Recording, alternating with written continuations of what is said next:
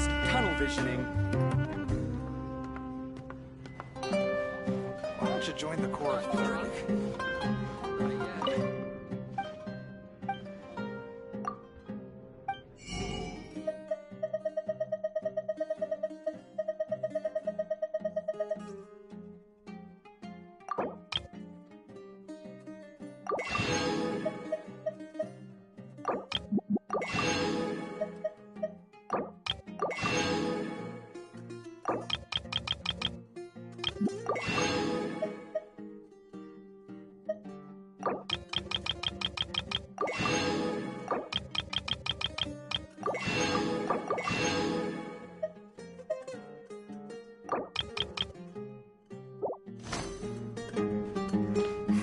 Your theory is just putting the cart before the horse.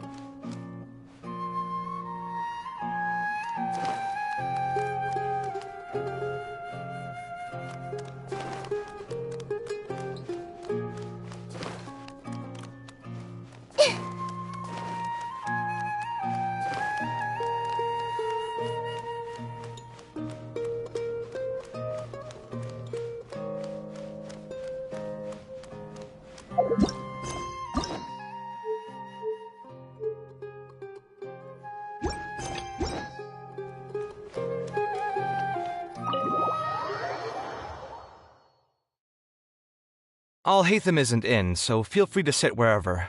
I'll bring out the box.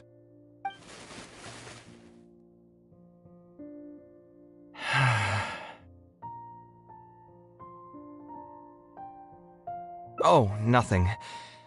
I just didn't realize how much time had passed.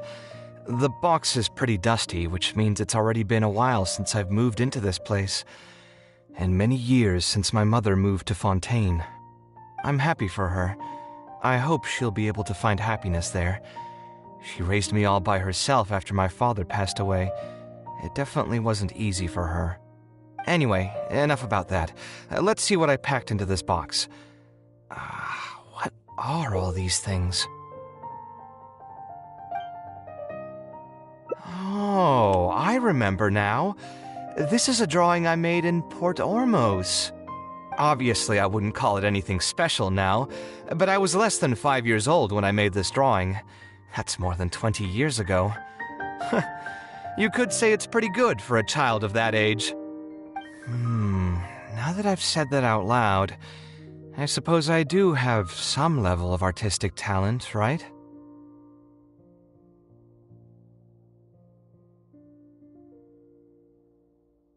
Criticism and self-doubt have always been a part of the artistic process. Without criticism, there can be no improvement. It's normal for me to question my abilities from time to time. I admit that I may have spent a little too long questioning myself this time around, but as you know, the heart tends to dwell on whatever it pleases. Anyway, never mind. The more I talk about it, the less confident I feel. Let's see what else we have in the box. My building blocks! It's been years since I've last seen these. When I was a kid, I used to stack them super high, and could even stabilize the tower to keep it from tumbling over. Oh, and this blueprint. I made it by copying my mother's sketch, and the aspect ratio was horrendous. It's still technically the first blueprint I made myself, though. I was super proud of myself when I finished it, and put it in the same pile as my mother's sketches, hoping she'd notice and compliment me for my good work. Unfortunately, my mother didn't realize that I had put it there. When she had a meeting with a client the next day, she handed my blueprint to him by mistake. The client was completely confused by this new blueprint, but apparently he felt too tongue-tied to question such a famous architect. It was only a few days later that he finally gathered up the courage to pay my mother a visit. He asked, "The door in this blueprint is even taller than the roof. Is this supposed to be part of the design?" My mother took me with her to personally apologize to the client several times. She didn't scold me about it in private, though. Instead, she went over all the steps required to draw a good blueprint and was very patient throughout the whole process. I still remember it like it was yesterday. Let's see, is there anything else left in this box? Huh. What was this again? Ah, this is my mother's notebook. She used to write and sketch in it all the time. When I was a child, I used to be super fascinated by this notebook, and always pestered my mother to let me read it. After asking her a few times, she told me that I could read it as long as I could guess the password. Huh. Wonder why she didn't take this notebook with her. Did she leave it to me on purpose? If only I could. I never managed to guess the password. Hey, it's not a matter of time, it's a matter of inspiration. That's what we need to guess the password. Who knows? Maybe this time something will click in my head, and the answer will just present itself. Let me think. What could it be? I could tell what you were thinking. Don't worry, I tried all the easy guesses a long time ago. I've tried my name, my father's name, my mother's name, my grandparents' names on both sides, and all of our birthdays. I've tried every name and number remotely related to my family. I've even tried stuff like love you Kaveh, take care, and yours truly. I've tried every cheesy phrase and well-wish in the book, but this lock has refused to budge. I wouldn't try that route again. I have a hunch that it won't be that simple. Also, if she really did use something like that, she'd never hear the end of it from the folks over at Haravatat if they ever found out.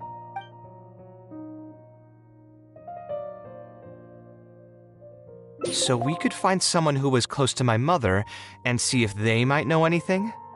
I see what you're saying, but who should we talk to for that? My mother was never really the one to be social. My father was the one with more friends, but all those connections were severed when he died. Let me think. Is there still someone at the academia who would know my mother? Ah, actually, there is someone. Professor Zaha Hadi. Huh. You've never really heard of her? She's a famous Gasharwar scholar and leading expert in formal garden design. My mother studied under her as a student many years ago. Professor Zaha Hadi published many works during her career, so I was able to learn a lot by studying her essays. If there's anyone who still remembers my mom, it'd be her. She's older now and is no longer teaching at the academia. But if I remember correctly, she spends most of her time around the Bimarstan area. Let's go take a look. We might run into her if we're lucky.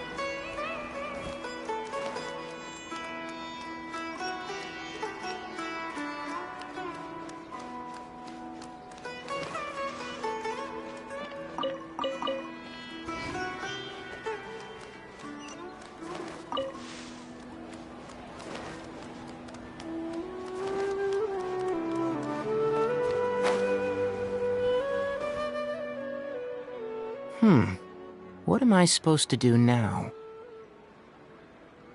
Forget it. I'll just head back. Tainari, what are you doing here? Oh, it's you. Good to finally see you again. I came into the city to buy some experiment reagents, hoping to bring them back with me to Gandharvaville.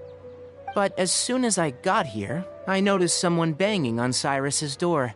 You've all heard of Cyrus, right? He's an ex-sage and Sino's adoptive father. I was thinking about going over to ask what's happening. That granny over there may appear old and frail, but her vocal cords certainly sound loud and healthy as ever. Granny? Yeah, she's just over there. You can go check out the situation yourselves in a moment. Kaveh, were you at the tavern? I had a quick drink or two. Can you still smell the alcohol? Drinking in broad daylight. Really? You want to pass out by the road and get run over by a sumpter beast like some mindless fungus, huh? And you, traveler? You didn't try to stop him?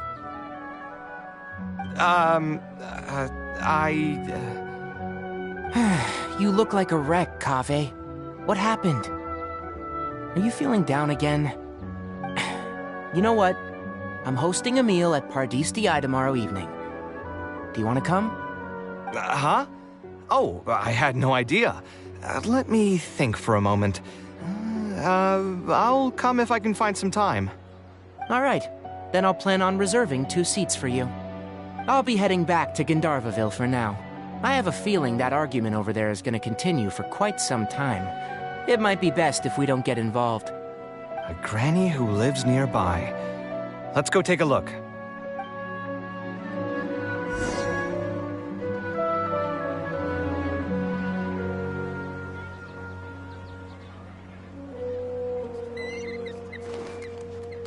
Everyone hold hands.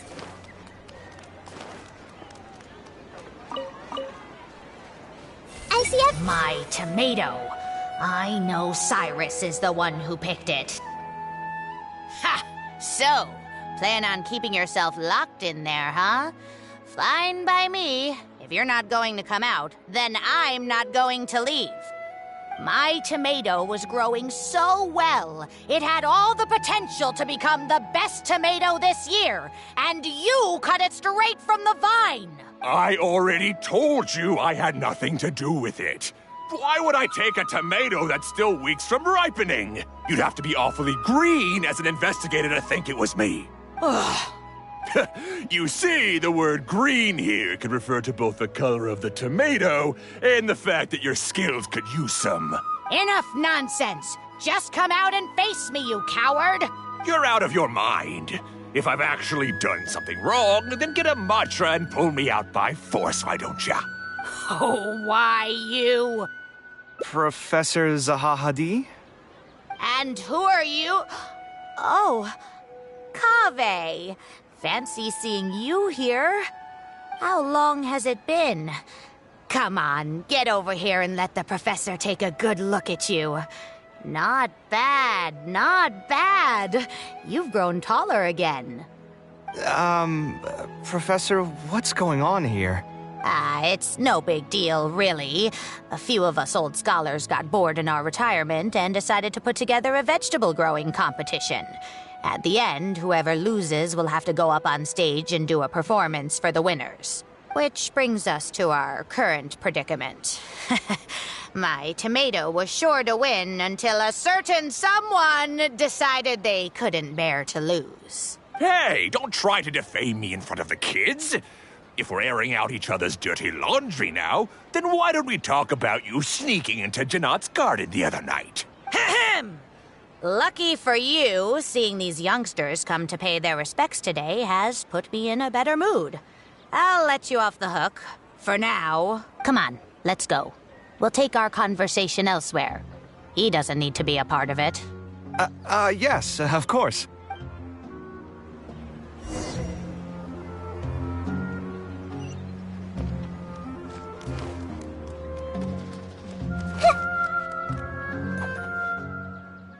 Is Faranak still doing well? Yes, as far as I know. She left for Fontaine some time ago and started a new life for herself. She's still doing work related to architecture, though. Ah, yes. I did hear about that. Did that upset you at all? No, not at all. She's already sacrificed a lot raising me as a single mother. That's good to hear. Your mother did struggle quite a bit those few years. It's probably a good thing that she found a new place to call home. Sometimes I wonder if things were harder for her because she was so beautiful. People were always drawn to her beauty first, only to realize she had a sensitive and vulnerable heart underneath.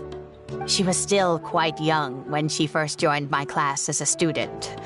Beautiful and radiant with her golden hair, yet quiet and single-minded.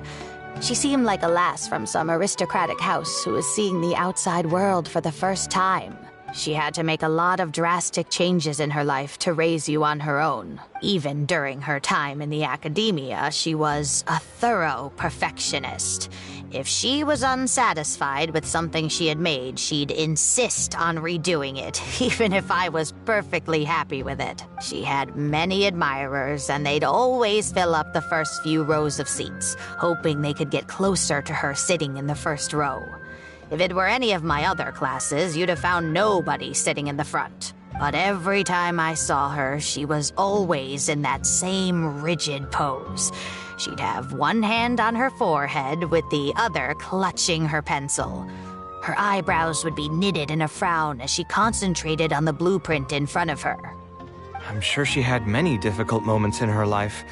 How did she cope with the stress? I'm not too sure. She never talked about such things with me. She rarely opened up to other people, you know. I do remember one time, though, when she got into a heated argument with a friend. She said something I found very memorable.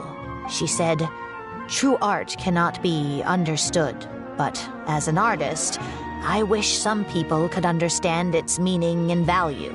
If you ask me, that's probably the greatest source of pain for geniuses of their craft. It's extremely hard for them to find someone who can truly understand their ideas." So that's how it is. I wonder if the password could be... I tried both just now. Seems those aren't it either. What are you trying to do? My mother left her notebook to me, but it has a password and I haven't figured out what it is yet. I'm trying to learn more about her so I'd have a better chance at cracking the code. Thank you for all that you told us. It's the least I can do. Talking to youngsters like yourself makes me feel younger, too. Honestly, looking at you now, I can see how much you resemble her. It's almost as if she's standing right in front of me again. Your personalities are quite alike, too. You're both stubborn and both a little awkward. Of course, I'm sure the similarities are mostly superficial. But so long as you continue to harbor those traits, you'll find a lot of difficulties in your work. I've taught a lot of students over my career, and in my experience, very few genius architects of Ksharawar ever found happiness for themselves. They would know exactly what they want to express and fight for it tooth and nail, which inevitably led to arguments with their clients. Some clients would choose to respect the architect's vision or just let the argument go because of the architect's reputation, but those are the rare ones. When Faranak first graduated, she was getting into arguments with her clients nearly every single day. I think it only got a little better when she met your father. I see. But could he understand the designs my mother made? No, I think they were probably beyond him, too. But despite that, he still stayed next to her, listening to her joys and sharing in her sorrows. Faranek had many admirers, but she ended up choosing your father. His support probably played a part in that decision. So instead of understanding, perhaps all we need is just companionship. Huh. It worked! Oh, was that the right password? Yes! Then you should be on your way, child. Find a quiet place and see what she wanted to say to you. Being the awkward person that she is, I suppose there were many things that Faranek could never say out loud. Instead, she probably left them in her diary, hoping that they would make their way to you one day. If you're ever in a mood to chat again, just come and find me here. You're always welcome to discuss architecture topics with me as well. Thank you so much, Professor.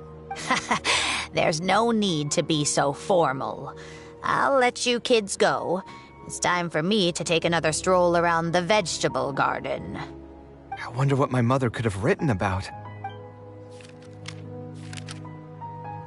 They all say Zaha Hadid's class is the toughest, but I think it's actually not too bad. On the other hand, though, Structural mechanics is definitely a pain, no matter how you try to approach it. I doubled down and managed to get through it in the end. I met someone special. At first, I didn't think much of him. But now, I feel very happy whenever I get to spend time with him. We decided to name our son Kaveh. I don't think a younger me would have ever imagined forming such an intimate bond with another person. Back then, I lived only in the shadow of myself, as well as that of the dream in my heart. The bad news came. And even though it's been several days now, I still can't bring myself to come to terms with what happened. My eyes are so swollen it's hard to see. What if they're all lying to me? And this is just a long, cruel dream. But I have to face reality. I still have someone to take care of. No matter what happens, I'll do my best to raise my son on my own. Huh? Is this a drawing? Seems like it was done by my mother.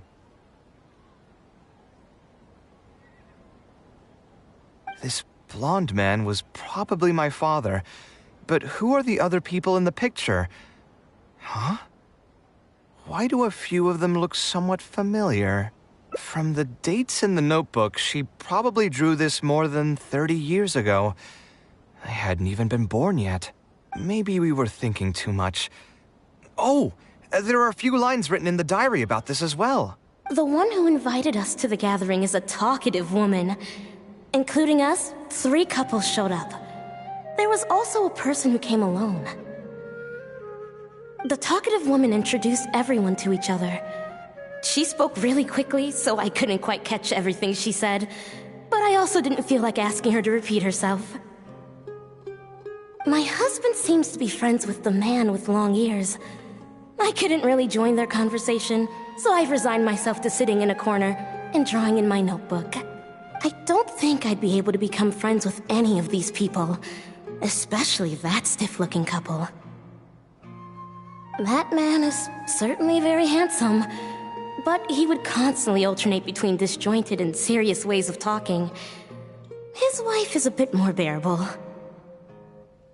We were not acquainted with each other to begin with, and I doubt we'll see each other again after this gathering. The ambiance of this gathering is surprisingly pleasant, however. Talking to people can allow us to find some peace after a long day. Maybe my son will also partake in these gatherings in the future. I hope he'll be able to make many friends. Who would have thought my mother used to attend that kind of thing? It seemed she was only good at talking about her own work, and found it difficult to join into other conversations. As a result, she often kept to herself and would be off to the side, drawing. There's more written on the back. Oh, it seems like it was written to me. Kaveh. I was both overjoyed and distressed when I learned of your decision to continue your studies in Kasharwar. You are very talented, and I am confident that you will become an architect of much acclaim. However, the more talented you are as an artist, the more misery and anguish you may encounter. No one will be able to help you during your journey as an artist. But outside of your life as a creator, you can learn to form connections with other people and enjoy many other things in life. It's the only way to alleviate your suffering. Whenever you feel down, seek out a friend to sit and have a chat. You can accumulate joy and fulfillment by spending time with them. The positive feelings you gain will get you through the long and difficult years. Never forget that companionship is the most important thing of all. So that's the answer she prepared for me. She really thought long and hard about me and my future.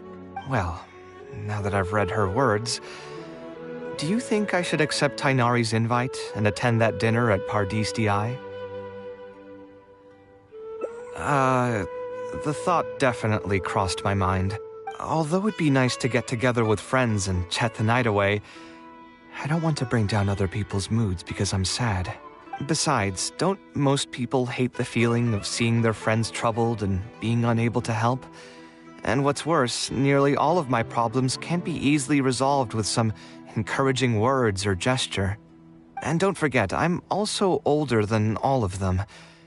As their senior, I should appear to be a bit more responsible. You're right. I really didn't expect to run into him here. I swear, his nose must be just as sensitive as his ears. Well then, I guess it's best that we go and join him for dinner. That means I'll owe him yet another meal now. You know what? I'm not going to overthink it. I'll see you tomorrow at Pardis DI.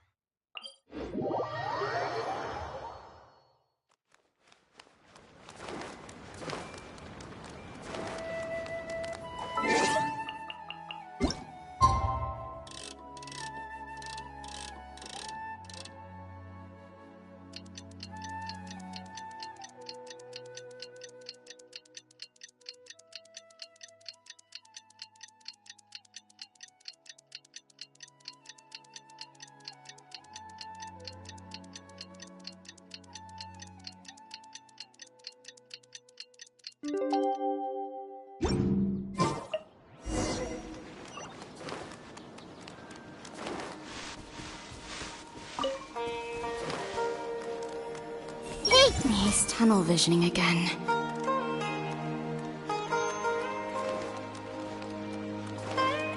The scholar's research seems rather mysterious.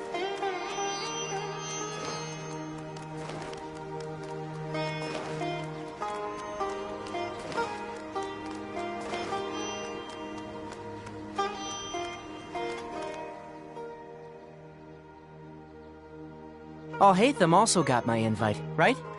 Will he be coming to join us? That guy? He's never been a fan of social gatherings. I wouldn't get my hopes up if I were you. Are you sure? All right then. I guess we won't wait for him. Yeah, let's go. I mean, maybe we should give him a little more time. We can keep chatting for a while longer. Oh, sure.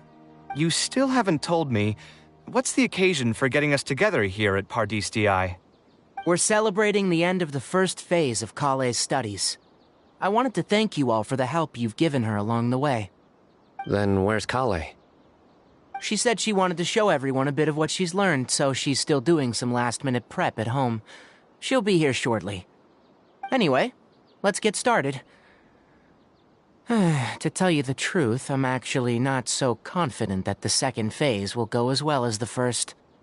The curriculum will become a lot more involved, and I'm worried that she won't be able to get through all of it. I was hoping we could brainstorm about it together before she gets here. I knew this wouldn't be just a simple free dinner. Is that why you also invited Alhaitham? Yes, I thought it would be good if we could all put our heads together about this. Anyway, let's take a quick trip down memory lane. What did you guys do when you ran into a problem that you didn't know how to solve? Or got assigned a project that you knew you weren't going to finish on time? Never happened to me. I'd just pull another all-nighter. You two are hopeless. Does anyone have a more useful answer to the question? Ooh, that's a good point. Confidence is the most important thing. Once you lose your sense of confidence, it'll become all but impossible to find the motivation to study. This could be a potential direction. I have already redesigned the literacy curriculum, and I was originally hoping to ask Alhaitham for his opinion, but... It's very simple.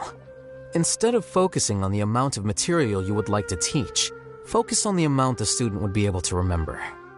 Wow, you actually showed up. I could probably count the number of times you've actually come to gatherings like this on just one hand. It's still more than the number of times you've managed to get a proposal approved on the first try.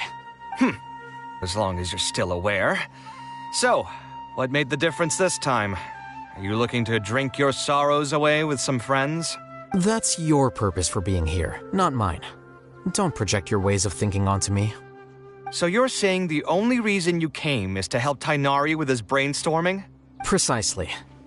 Kale will have a long road in front of her. Hey, just to get one thing clear. Even if Kale manages to make her way to the academia, we cannot let her enroll in her avatat. Ksharawar is obviously the best choice for her.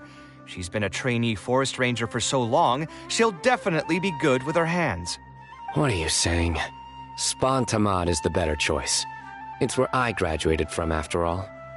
Then what about Amorta? That's the Darshan her master actually graduated from. There are only 2 other Darshans left. We might as well select all of them on her enrollment application.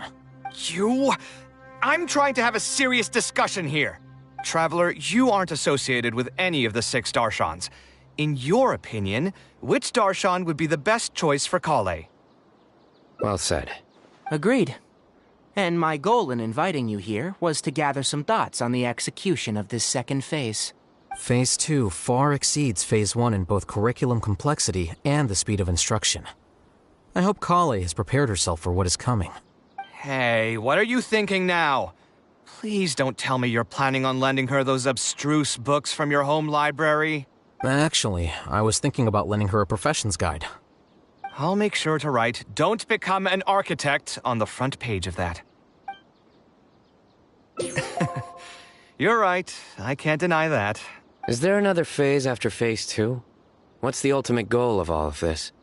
Are we trying to prepare her for a job in the academia? We don't need to think that far ahead. Hold that thought, though. I think my vegetables are done. I'm telling you, that client had no idea what he was talking about. No matter what I did, he had something bad to say about it. Have you considered finding another client? They're all the same. I haven't had a good night's sleep for months now. Who do they think they are, ordering me to alter my design over and over again just because they have some mora? It's too late now to change careers. You might as well try to find some joy in the pain. Besides, you'll be getting up in the middle of the night to make edits to your own design even when the client doesn't request it. No. That's not true. Cheer up, Kaveh. I'll tell you a new joke. We'll save that for the end, Sino. You can keep it to yourself until then. Whatever. I'm not going to use my brain anymore. Let's drink tonight to our heart's content.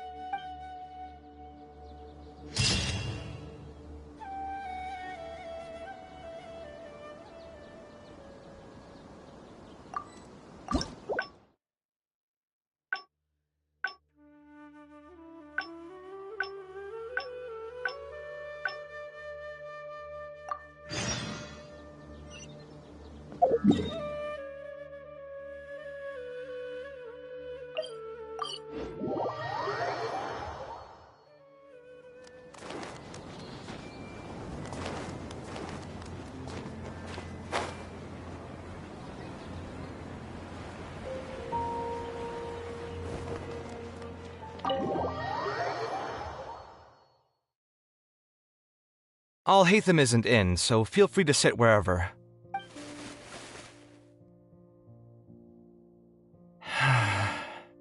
Oh, nothing. I just didn't realize how much time had passed. I'm happy for her. Anyway, enough about that. Let's see what I packed into this box. What are all these things? Oh, I remember now. Obviously, I wouldn't call it anything special now. Now that I've said that out loud, criticism and self-doubt have always been a part of the artistic process. Without criticism, there can be no improvement. I admit that I may have spent a little too long questioning myself this time around. But as you know, the heart tends to dwell on whatever it pleases. Anyway, never mind. The more I talk about it, my building blocks! It's been years since I've last seen these. Oh, and this blueprint. I made it by copying my mother's sketch.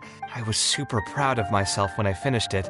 Unfortunately, my mother didn't realize that I had put it there. It was only a few days later that he finally gathered up the courage to pay my mother. My mother took me with her to personally apologize to the client several times. She didn't scold me about it in private, though.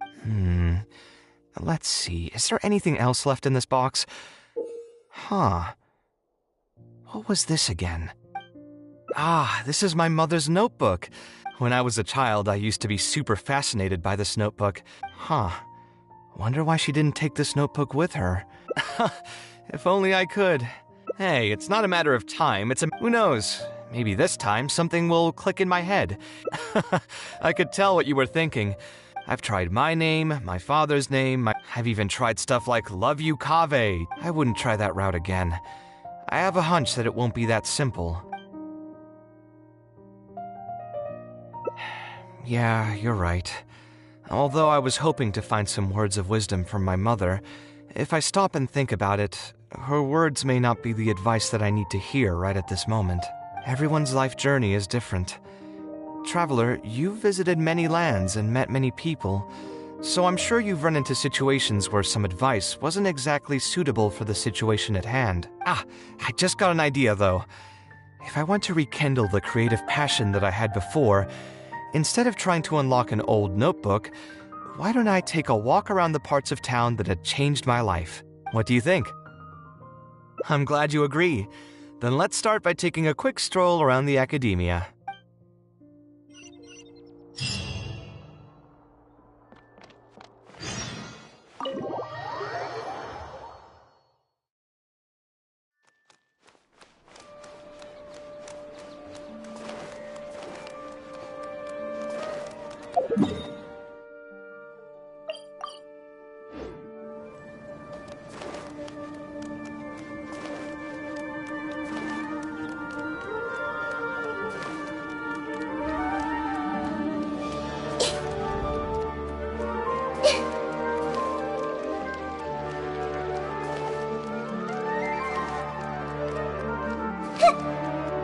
So, what is a vision actually made of?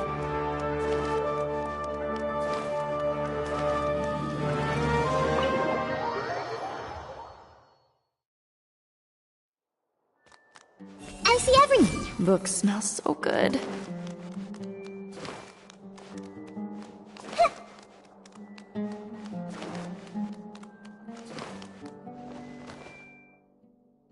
Of all the places in the academia, I remember this one most. When my studies got busy, I used to pull all-nighters here trying to finish my blueprints. Who doesn't miss their time at the academia? Life was a lot simpler then, and we all had far less troubles. I created many designs that I thought were beautiful in the House of Dana. I drew whatever came to mind, since I didn't have to care about budget constraints or turning them into reality. If I had to give a reason, it'd probably be because I like the ambiance here. The academia also had a rule that allowed scholars to annotate any physical books they came across. As a result, the books here are chock full of scholars' wisdom across many generations.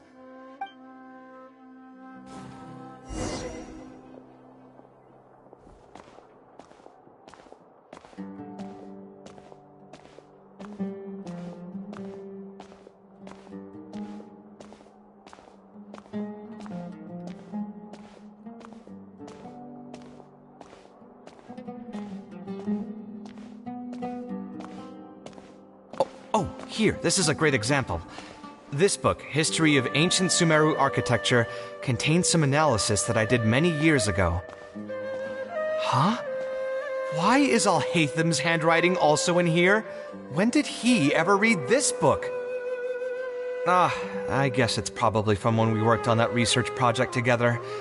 Anyway, he probably never cared to tell you this, but the House of Dana is where Alhaitham and I first met. I came here to do my homework, and saw him sitting by himself next to that row of bookshelves.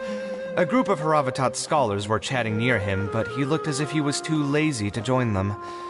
There was a pretty stark difference between him and all the rest of them. It was my fault for feeling bad for him. I thought he must have gotten into some kind of trouble and went over to ask if he needed anything, not realizing that... Not realizing that you were in fact the one in a whole heap of trouble? Alhaitham? Why are you here? The House of Dana is a public space. Anyone can come here, no? But shouldn't you be at the records room at this hour? You're not here to watch me make a fool of myself, are you? You think I would derive amusement from watching you fall into depression over your life's various troubles?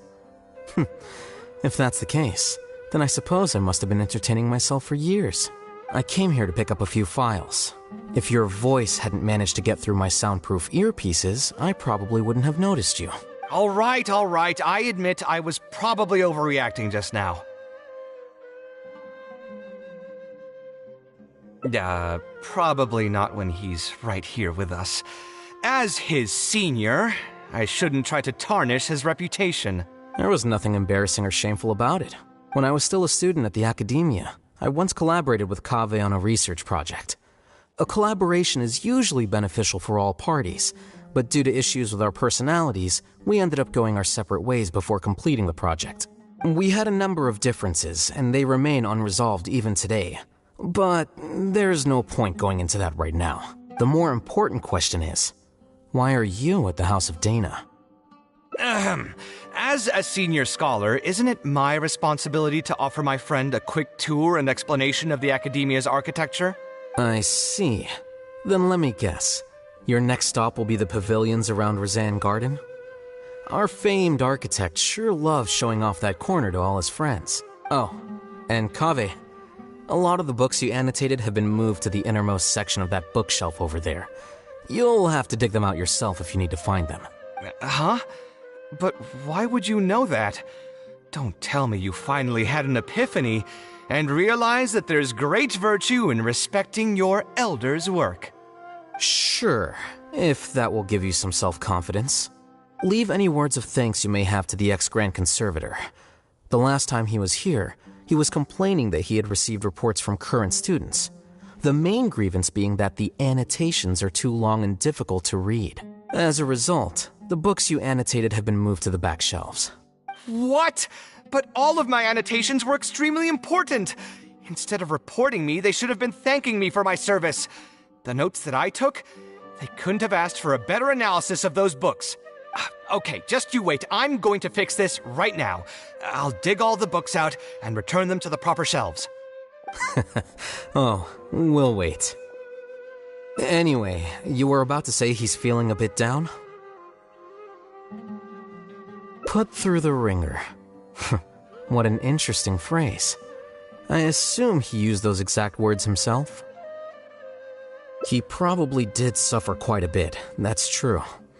He always spends a lot of time editing his proposals, with the goal of satisfying as many of the client's preferences as possible.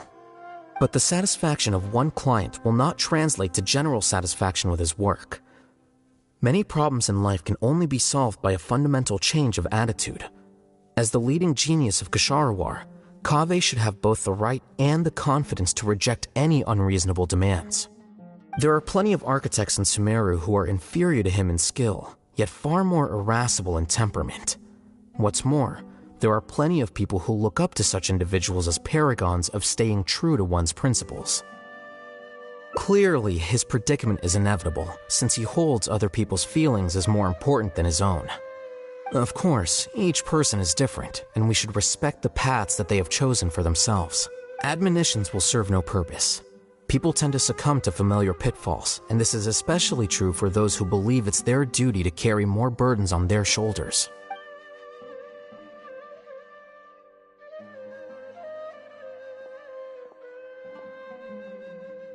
Looks like you were having an enjoyable chat while I was gone. Were you talking about me by any chance? What do you think? What else is there to talk about? Surely no one would be interested in talking about the files that you were browsing through earlier. Anyway, you should take a look at this. Look at this comment on page 82. Dear Kaveh, thank you so much for annotating this book in such detail. It was a great help to me. See that? Now that's how a student should treat their seniors. And it looks like you're already in a much better mood now. It really doesn't take much to make you happy, huh? Me? Happy? I'm mocking that retired blockhead for being so full of himself. He understands nothing about the true beauty of architecture. When I can find some time, I'll have a serious talk with him about making sure these books are put where they belong. Why don't you just move all the books yourself? It's not like he hasn't cursed you out before. What was that nickname he gave you while you were in the academia? The Urchin of Kasharwar? Kaveh had a habit of scribbling and writing in all kinds of books. Hey! You didn't need to bring that up. At least not when I'm still standing here. Oh, actually, I also found a really old sketch in one of the books over there. See? Doesn't it remind you of something? Huh? Don't tell me even you don't get it. Don't ask me. This is the time you specifically put aside to brag about yourself. Feel free to hoard all the spotlight you want. You? In that case, allow me to explain. Although this sketch is a little abstract, you can plainly see from the road plans that this was an original concept for the expansion of Port Ormos. We can also plainly see that the designer was a huge fan of this project. It's the project he loves to talk about the most, second to the Palace of Alcazarzaray. If I don't keep bringing up the neat projects that I've done, how would anyone know that I was the one who did them in the first place? There shouldn't be any complaints about Port Ormos. If I remember correctly, the construction process was very smooth, everything was made ready ahead of time, and there were very few safety concerns. There are indeed no records of any complaints about this project. A most impressive achievement. See? What did I tell you? Come on, let's take a stroll through Port Ormos next. I'll tell you all about the designs I made for the place. No need. It's almost time to clock out for the day, and I don't intend on bringing any unfinished work home. Suit yourself. It's not like you know how to appreciate artistry anyway. Let's go, traveler. I'll take you to Port Ormos.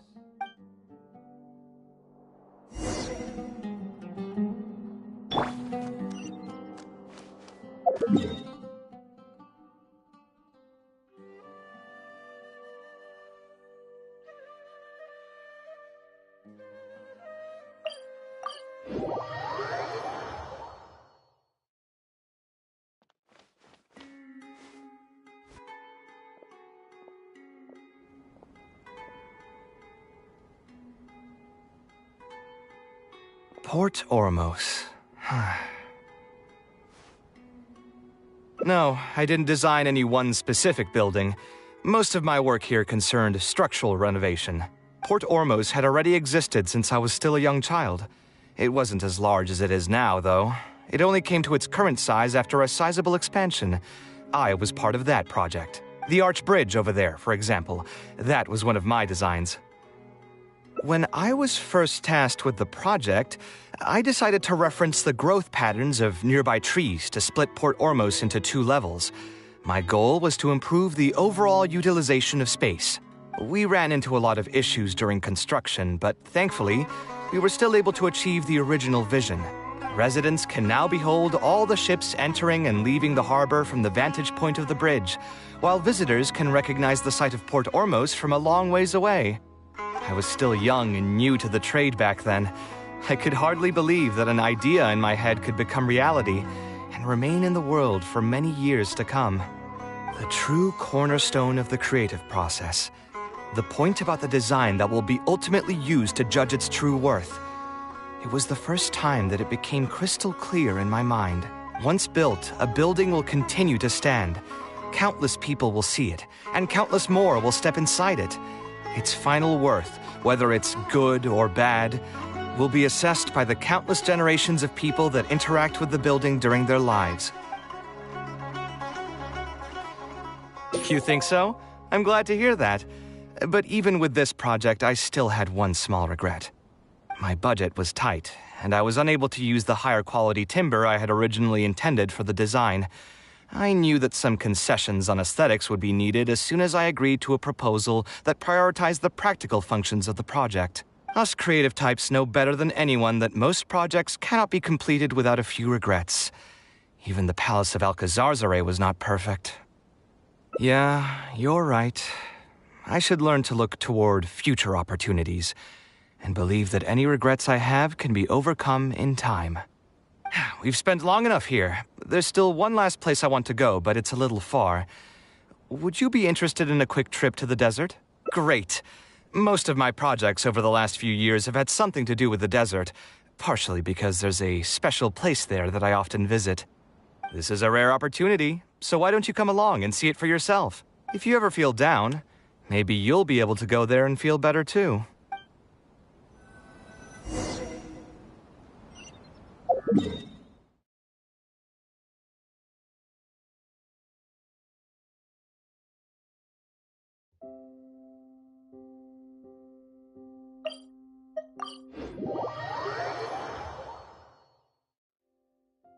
Who would have thought that so many primal constructs could have congregated here while I was gone? We won't be able to sit and talk peacefully with these guys around.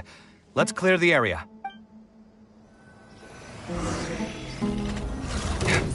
Scanning!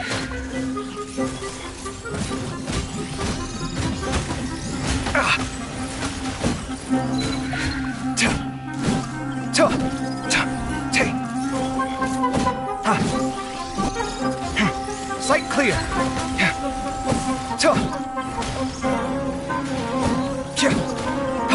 Come at me! There is no escape! Sight clear!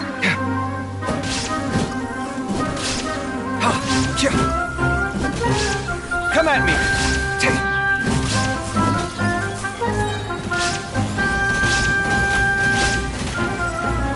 Breaking new ground! Sight clear!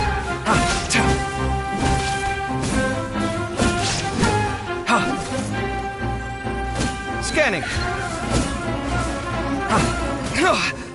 I've been through... Shine down! Sight clear! Ha! Ha!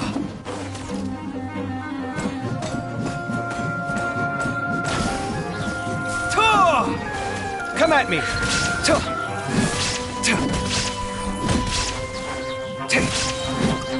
Feast your eyes!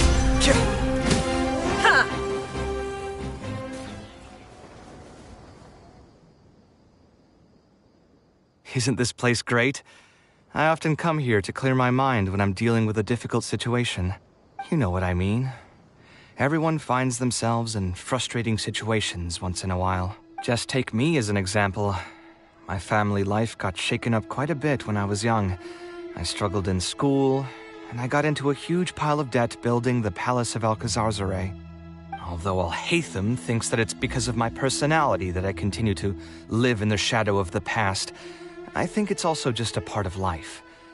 Plus, if I look back, I've honestly had my fair share of good luck as well. You could probably say I've followed in the path of my mother. Like her, I've gained a name for myself as an architect, built something that's seen as my magnum opus, and found many projects that others have entrusted to me to finish. Life is too boring when you live with no enthusiasm and passion. Only those who believe in the inherent meaning of it can capture the small nuances of everyday life and turn them into inspiration for beautiful designs. Of course, I will concede that loving something also means taking it to heart. So to an extent, caring is also a source of pain. If I didn't love my work, I wouldn't be so torn up about it all the time. But still, isn't this place beautiful? Despite the erosion from the winds and changing seasons, you can still perceive its past beauty and glory. With different landforms come different architectural styles. The desert's history has left it with few records regarding its buildings, so I often visit the desert to investigate things in person. The sight here has moved me ever since the first time I laid my eyes on it. I told myself that one day, I would also be able to create buildings that move others. My pain will one day fade into nothing, just as I reach the end of my life. But buildings are different. They are far more valuable than most materialistic things, and far more durable than human flesh. As long as there remain souls in the world who can decipher the meaning behind them, they will also have acknowledged me across the vast stream of time.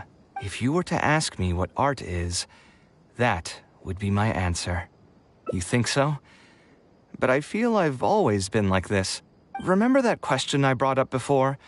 The one about whether I should see art as a divine gift of inspiration from the gods, or as a product of my own existential struggle. I still haven't found an answer to that yet. But if art wasn't inherently paradoxical and enigmatic, then people probably wouldn't be drawn to it. Those who pursue art will be unable to avoid the pain that it naturally brings. Will often be floating on cloud 9 one second and sinking in a mire the next. I'll try gathering my thoughts again once I've found a way to define art in the first place. In any case, thank you so much for listening to everything I had to say.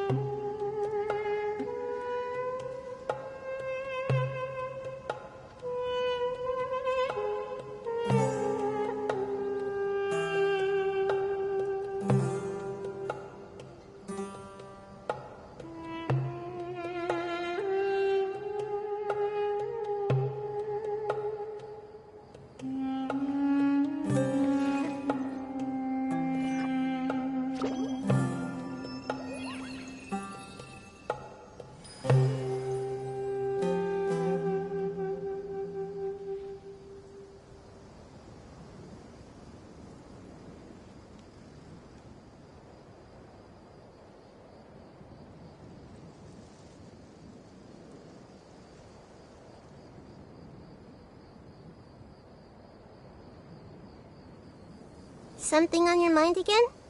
Let's work through it together. 2 heads are better than 1.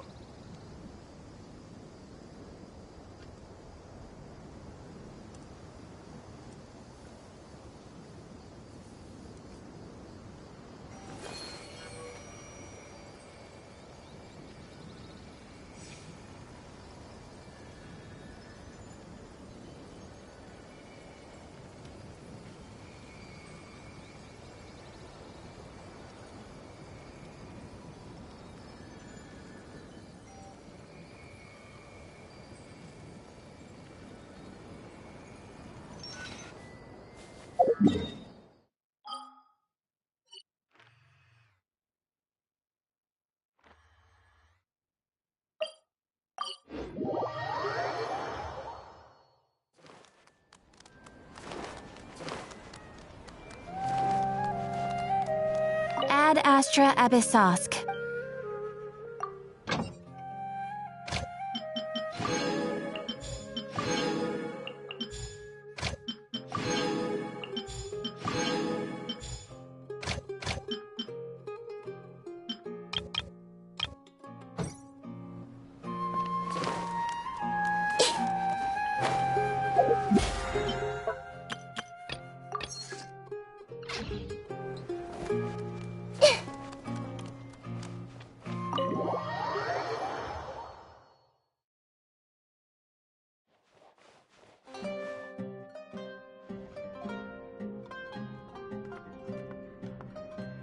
Taking this commission was truly the worst decision ever.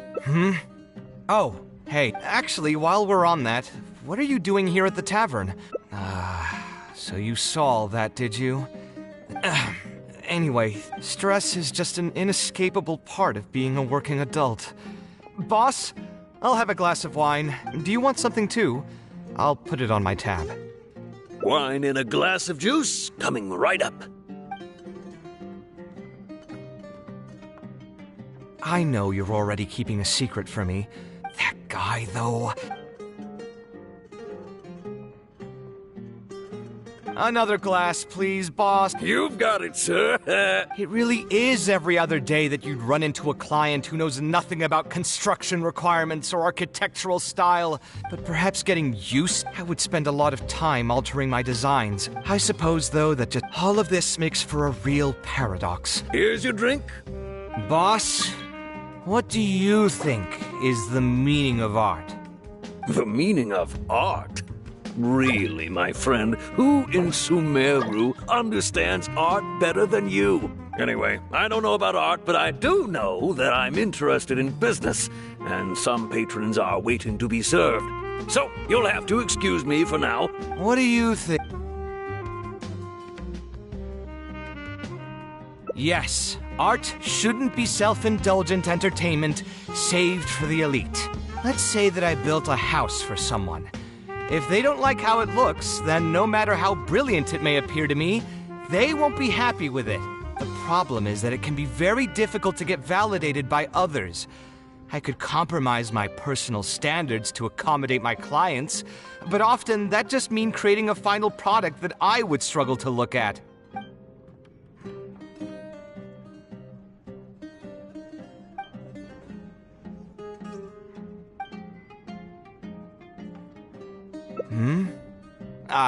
Thanks for offering, but you've seen how he is.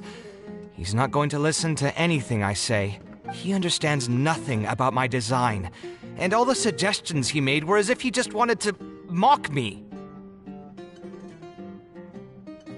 Okay, it is possible that I was just jaded by my frustration. Well, given I'm already on my 6th draft, I can probably push myself to make a 7th. Let's go have another talk with him.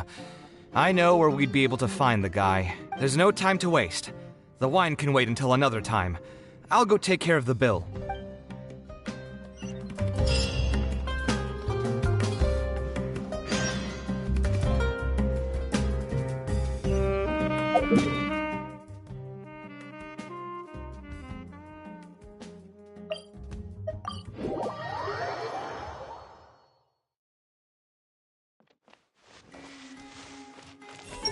I still need some more Mora. Kaveh, what are you doing here? I've changed my mind. I was overreacting earlier. Can we try discussing the project some more? My apologies as well. Now that I think about it, some of my requests were indeed a bit unreasonable. If I choose you to create the design for my project, I should have a bit more faith in your vision. Thank you for understanding.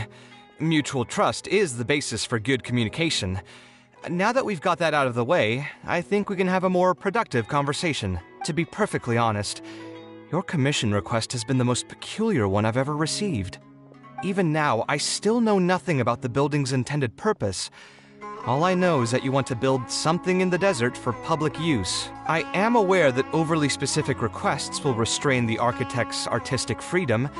However, knowing nothing about the intended purpose of the building also means I have no idea if I'm on the right track. I've produced several draft proposals for you to choose from, and you've rejected every single one. If we don't get on the same page, it could be a decade before we can finally break ground on this project. Yes, I've given this some thought already. I think we can go with the general direction of the latest proposal that you just showed me. It's just... Just what? Putting the building design aside, can we get some less expensive materials for the floor tiles? Yeah, I know someone in the business, and the red bricks he sells can go for pretty cheap. The timber here as well. We should be able to find some substitutes. Please give me a moment. My head's starting to hurt again. Just please hold on for a second. So, let me get this straight. You want to reduce the cost of the project, right? But if we implement your suggestions, then I'm afraid we have to scrap the entire design. Architectural design cannot be neatly split into discrete parts. Any change to one part of the design will affect the quality of the whole thing. I decided to utilize high-end timber for this section because the weight-bearing structure requires the supporting materials to be durable and strong. Same with the tiles. Switch them out and the entire mural will have to be redesigned. More importantly, if we make such a change, both its practical functionality and aesthetic value will take a great hit. If all you need is a building with a roof that can keep people dry in the rain, you shouldn't have commissioned me. Many architects would be able to build you one of those while charging far less in commission fees. Actually, Please tell me, are you absolutely sure that there's no room for any changes in this draft of the design? I think the most important thing for me is to understand what you would actually like to get. If you could tell me more about your vision, I might be able to work with the design some more. You are the client, after all. You should have the final say on how the project turns out. I want to build something unique. Something quiet and warm inside. A refuge that can block out the world outside. I want all who enter this building to be able to temporarily forget everything that's going on outside of the building and just focus on their task at hand. That's a bit more information than last time, but it's still extremely vague. To put it another way, every rich person who wants to build a mansion for themselves would request something like this.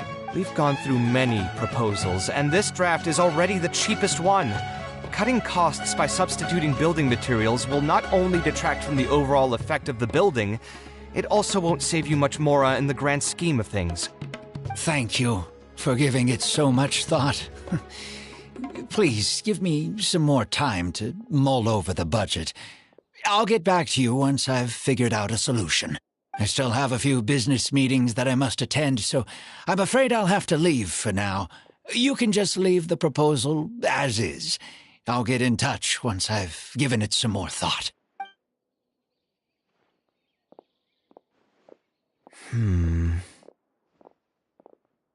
I also have a similar feeling.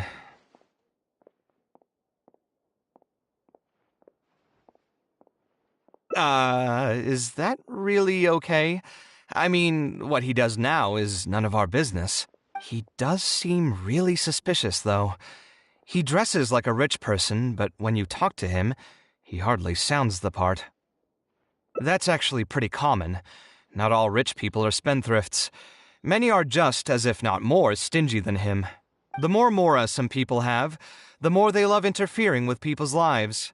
Like constantly reminding you to pay back your debts, or hinting every other day that it's time for you to pay rent. Actually, now that I think about it, I'm not even sure this person really wants to work on this project with me. Putting his vague requests aside, he's still finding excuses to procrastinate even when we've decided on a plan. Who knows how long construction will take if he keeps delaying things like this? We should find him again and get some clearer answers. The sooner we can break ground on this, the better.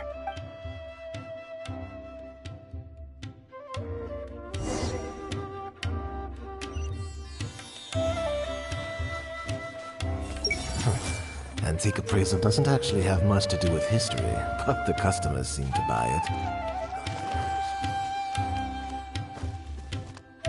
Everyone who... Oh, cats are so cute.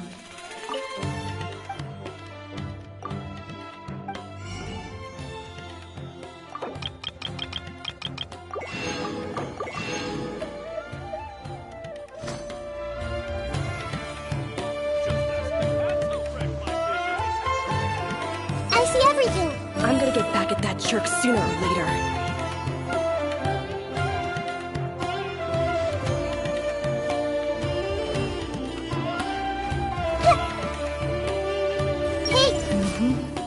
Having too much stock means you might have a little trouble selling it all. The current stock level.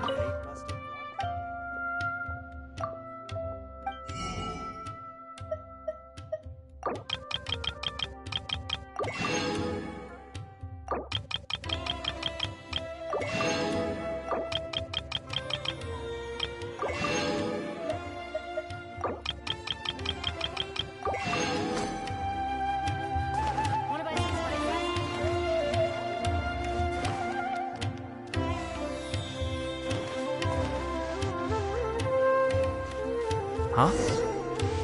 Where did he go? I could have sworn he went this way. Let's keep looking.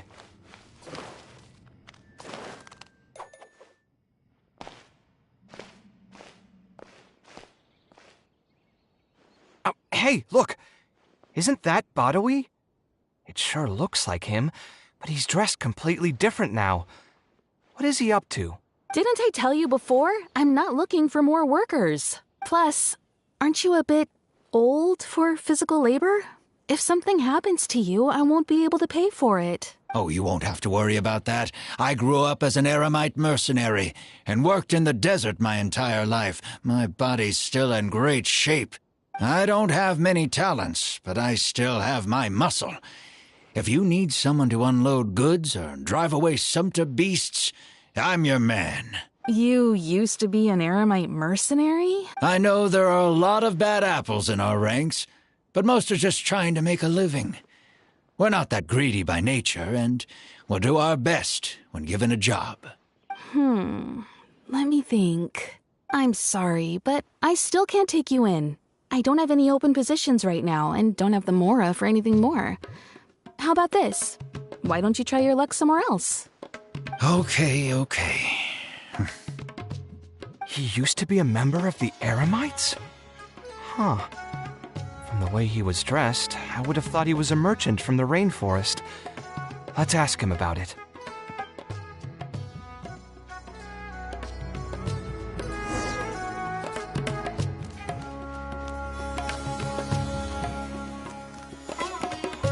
Everyone hold it. I still need some more Mora.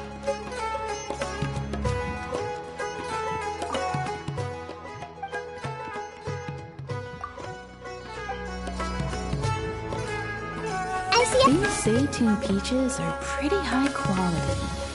I should plug them harder.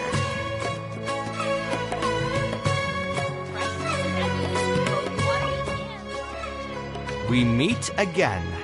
Huh? Why are you guys here? That's what we wanted to ask you. Who are you? Why did you dress up like a merchant to talk to me about our project? There's no need for us to continue this project if you still want to keep hiding things from us. I don't work with individuals I can't trust. Believe me, I didn't have any bad intentions. It's just... All right, there's no point hiding anything anymore. The building I'm trying to commission you for is not really a personal residence for me, but rather a library for children living in the desert.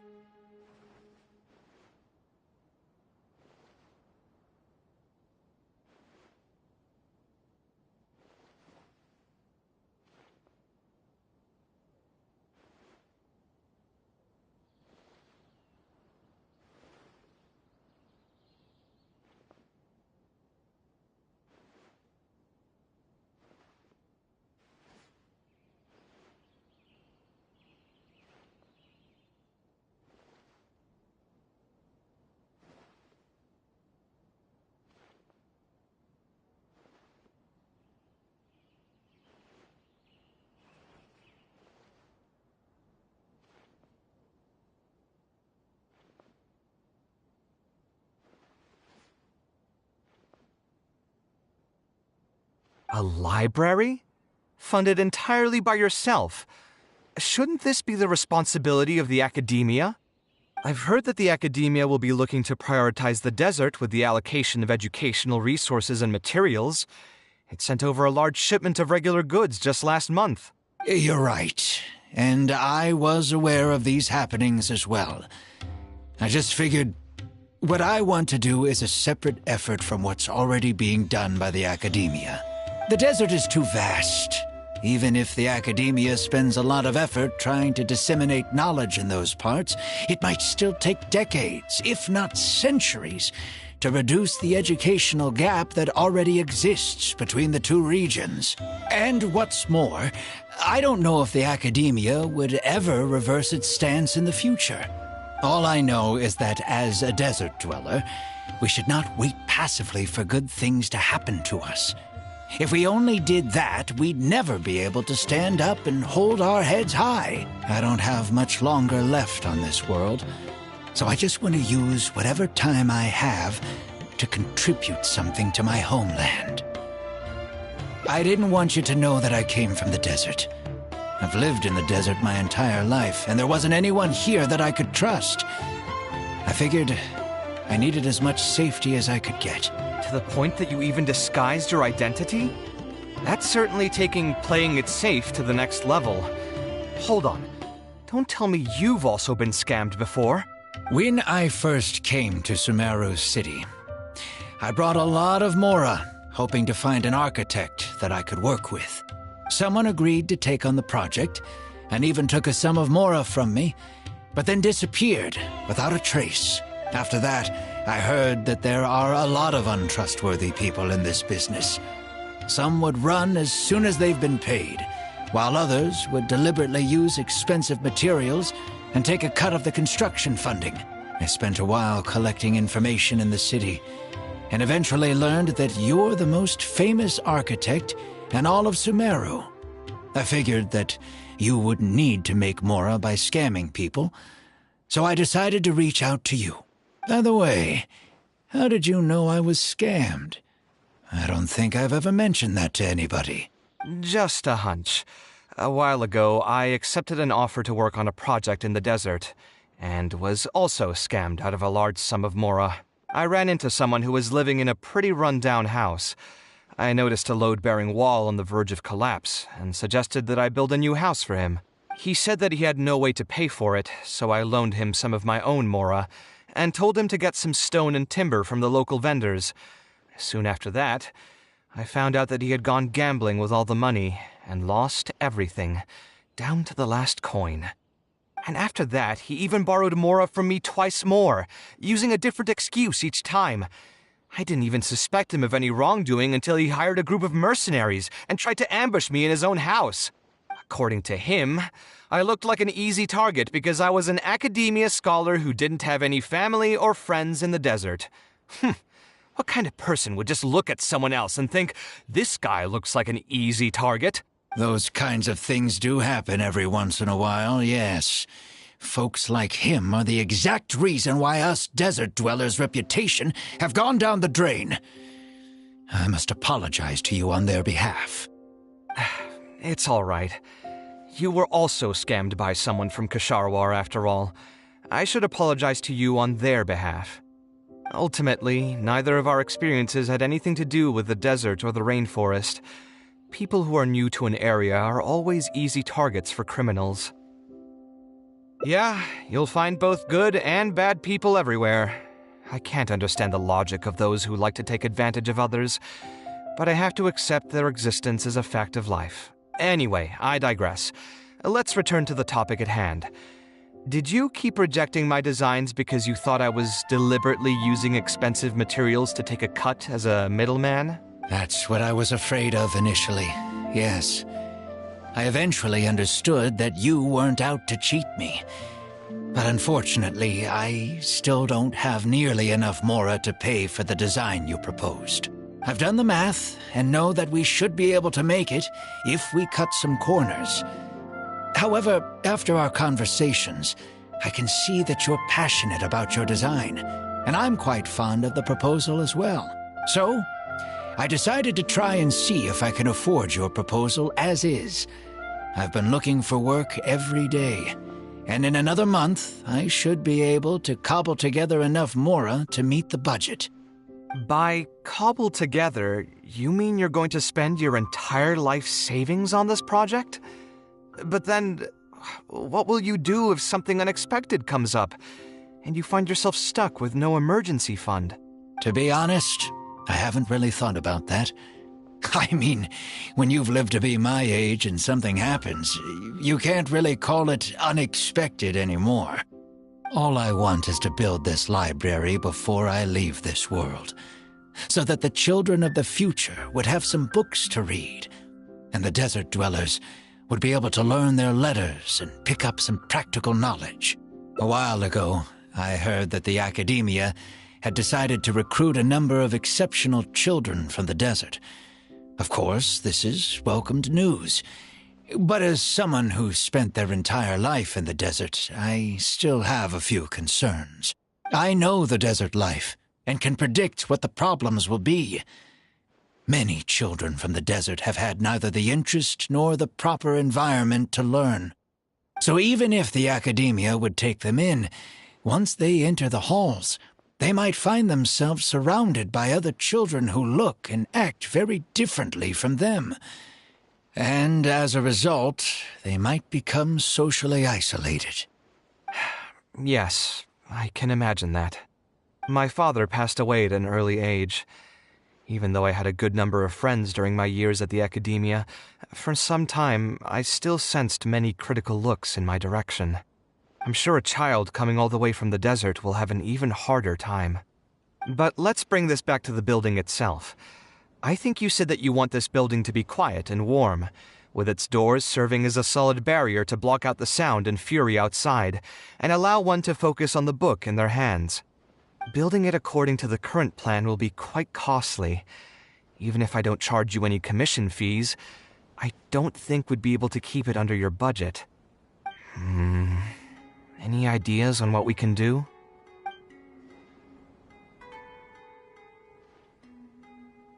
Sponsor the project? You mean convince wealthy merchants to join our cause and pool their money together to build the library? That does make sense. A library is a big project, and it's going to be hard to fund it with just a single person's mora. What do you think? If we can find others to sponsor the project, we could potentially increase the size of the building 2- or 3-fold. It's all fine with me, but where do you think we'll be able to find these sponsors? Well, you're right. If I really think about it, I'm not too familiar with many big-name merchants. Her? Hard pass. With her shrewd and greedy personality, she would never put Mora into something like this. Now there's an idea. She probably won't say no if all she'll need to do is to make some introductions instead of spending Mora. Let's go and pay her a visit.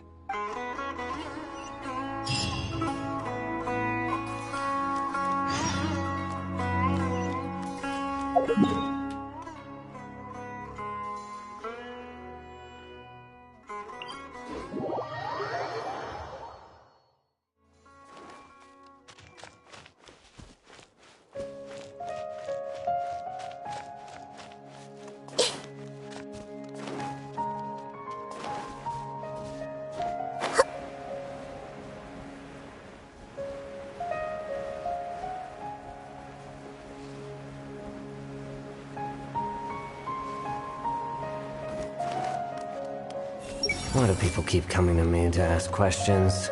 I don't know anything. Please, speak with the butler. That's another deal in the bag. Mora, Where did I... Oh, now here are some unexpected guests. What brings you to the Palace of Alcazar's-Ray? When I saw Kaveh, I almost thought it must be that time of month again. Sadly for me, I must wait a few more days before I can collect my shiny Mora.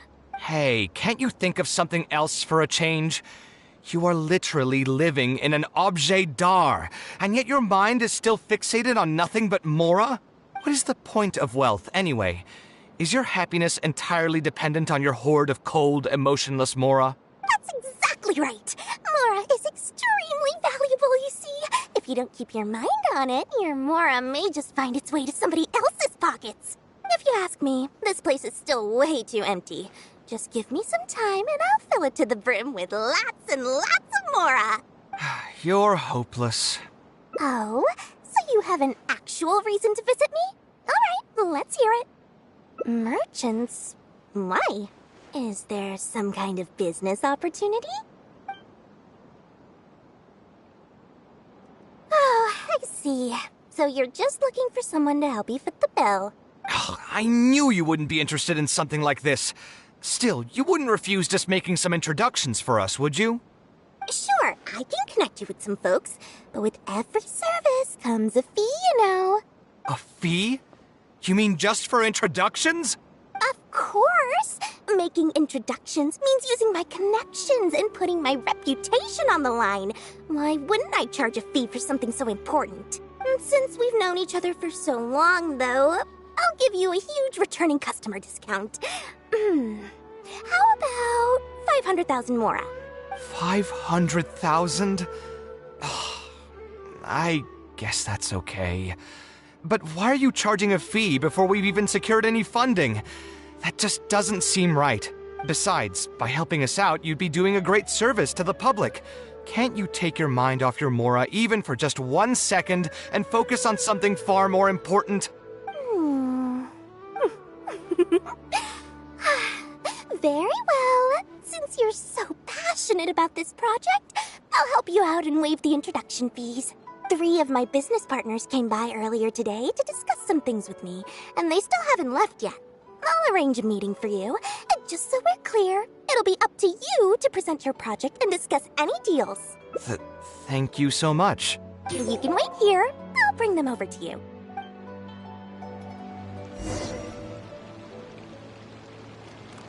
Hey! I'll tell the boss the latest scoop when she comes back, and my job will be done for the day. Dory gave us a brief introduction about the two of you. You are Kaveh, the renowned architect, and you are the traveler. Practically all of Teyvat has heard of you by now.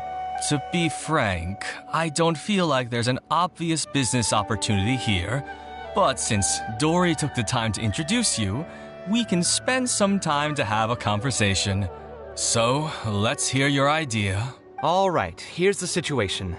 I've been commissioned to build a library in the desert, with the intended goal of allowing the desert dwellers to have more access to reading materials. So it's a public welfare project? Correct. Then the commission fees will likely be very low. You should be careful. I'm not too concerned about how much I'll get for the commission fees, actually. I'm fine with doing it for free. I just want to get this project rolling as soon as possible. We're just a little short on funding. So what? You can't possibly expect that we just cover the shortfall for you. Besides, what does a library in the desert have to do with us? If you want to build it yourself with your own Mora. Seems simple enough to me. Hey, there's no need to be so harsh. They are Dory's associates, after all. Here, can you tell us a bit more about what we can gain from sponsoring this project? So we'd mostly be doing it for reputation and exposure? There is some value to that. It could make doing business in the desert a bit easier. Well, just speaking for myself, I've got nothing in the desert. I also have a concern. It feels like there's not much to profit from in the short term. But in the long term, the reputation gain also doesn't sound like it'd offset the cost of the sponsorship. Then how about this? What if, instead of building a single library, we commit to an entire complex of buildings dedicated to culture and education? Wouldn't that just cost more? Yes, but in that case... Mr. Kaveh, please tell us what you have in mind. I'll just give an example. If we were to build a library and a school near Aru Village, then the desert dwellers would gradually begin to migrate towards the area. A whole suite of buildings will be able to host more traffic, and thus drive the economic development of the entire area. In turn, that would lead to direct business opportunities. I've been to the desert several times. Although there are still many lingering tensions between the two regions, the amount of interaction has been steadily increasing, and in the long term, the desert will only become more and more important to Sumeru. You do have a point. Education in the desert is indeed an industry that has not been tapped into. If we can be the first to place stakes in the area. And you just believe anything he tells you? Even the greenest amateurs know that urban planning will affect population flow. If you don't believe me, you can ask anyone on the street to confirm it to you. You...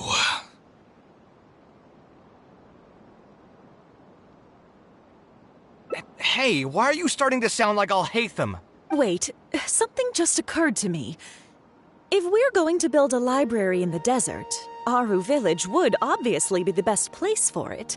But it seems we're not the only ones with our eyes on the village. I heard a rumor a while back saying a lot of land and buildings in Aru Village have already been secretly purchased by a big-name merchant. What? What?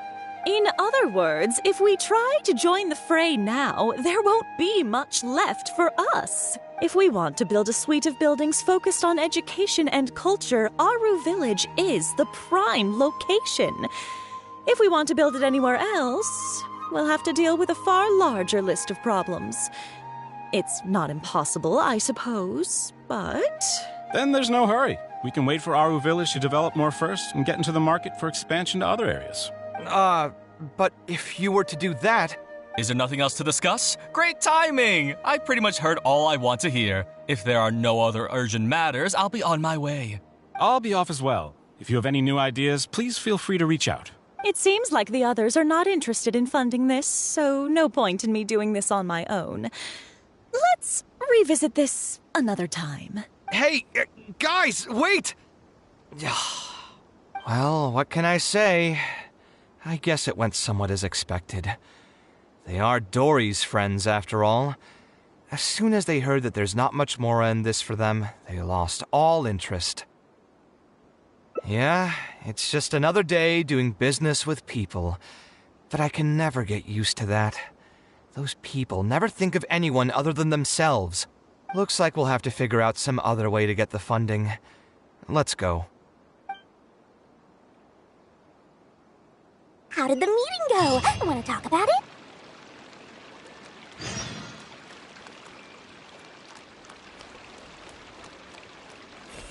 The most benevolent Lord Sayama Bay makes your dreams come true. I just wish that...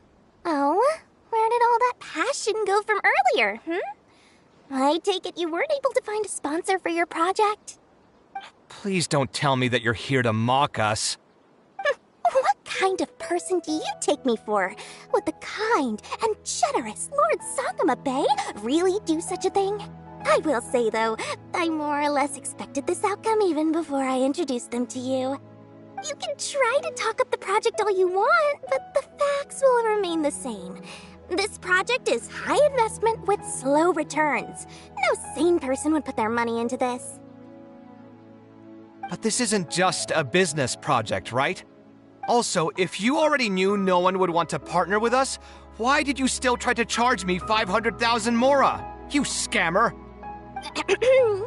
You might want to remember who your creditor is before you start talking like that, Kaveh. I'll pay back every last coin that I still owe you, but that's a completely different matter. Alright, since you're so devastated about this, I'll set you up for dinner with another big-name merchant. In fact, I'll be inviting the most famous merchant in all of Sumeru, so I'll be counting on your performance. What? Really? I would like to sincerely apologize for my attitude just now. So, where would we be meeting this merchant? Follow me. Oh, I suppose both of you can come.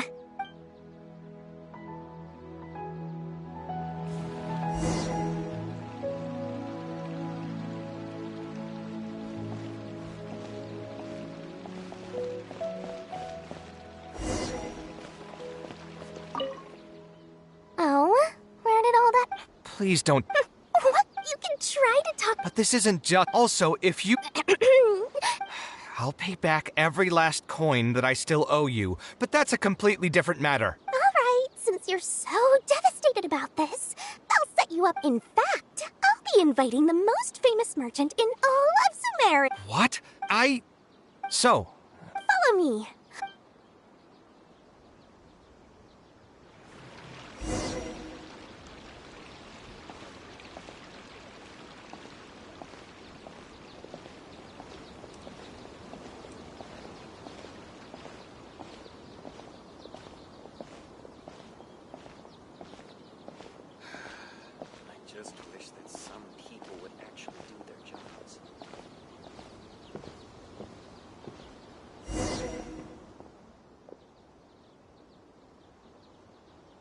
this is the place. You said you're going to introduce us to the most famous merchant in Sumeru. Well, where are they? You still don't get it, huh? The most famous merchant in Sumeru. Huh? So you meant yourself all along? Then why did you bring us here? Well, I've given it some thought, and that complex of education and culture buildings that you mentioned does hold some promise. It'll be a pretty big Mora sink, and I'll have to fund it all on my own, but that's not really a problem for me. Seriously? Where's this generosity coming from so suddenly? Are you trying to scam me again? The reasons are not important. What's important is that I'm willing to help you. However, you know just as well as me that once this project actually breaks ground, it'll start sucking Mora from my pockets like crazy. So, to cut costs... I get it. I won't charge any commission fees, and I'll take responsibility for the entire project. Splendid! Then let's sign the contract right away.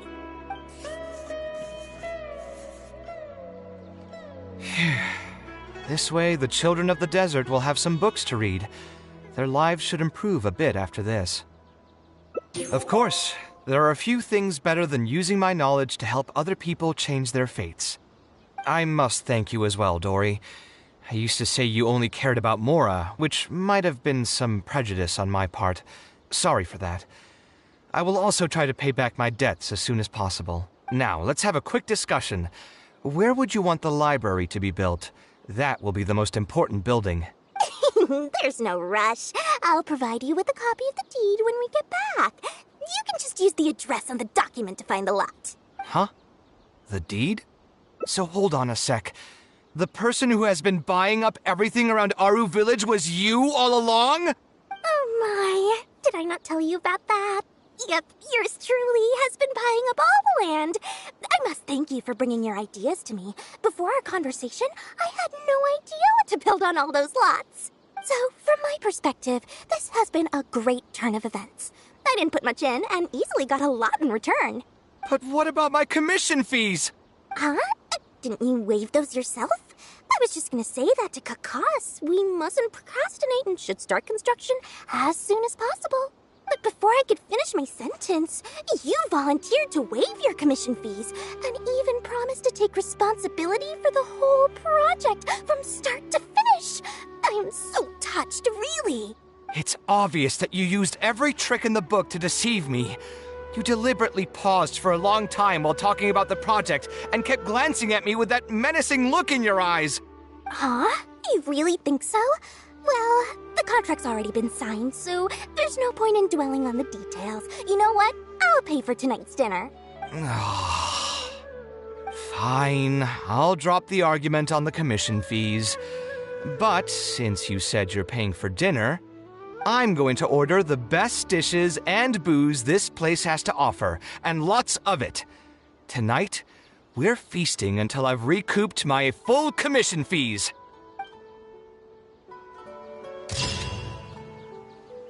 I wonder if I'll ever be able to create something so incredible.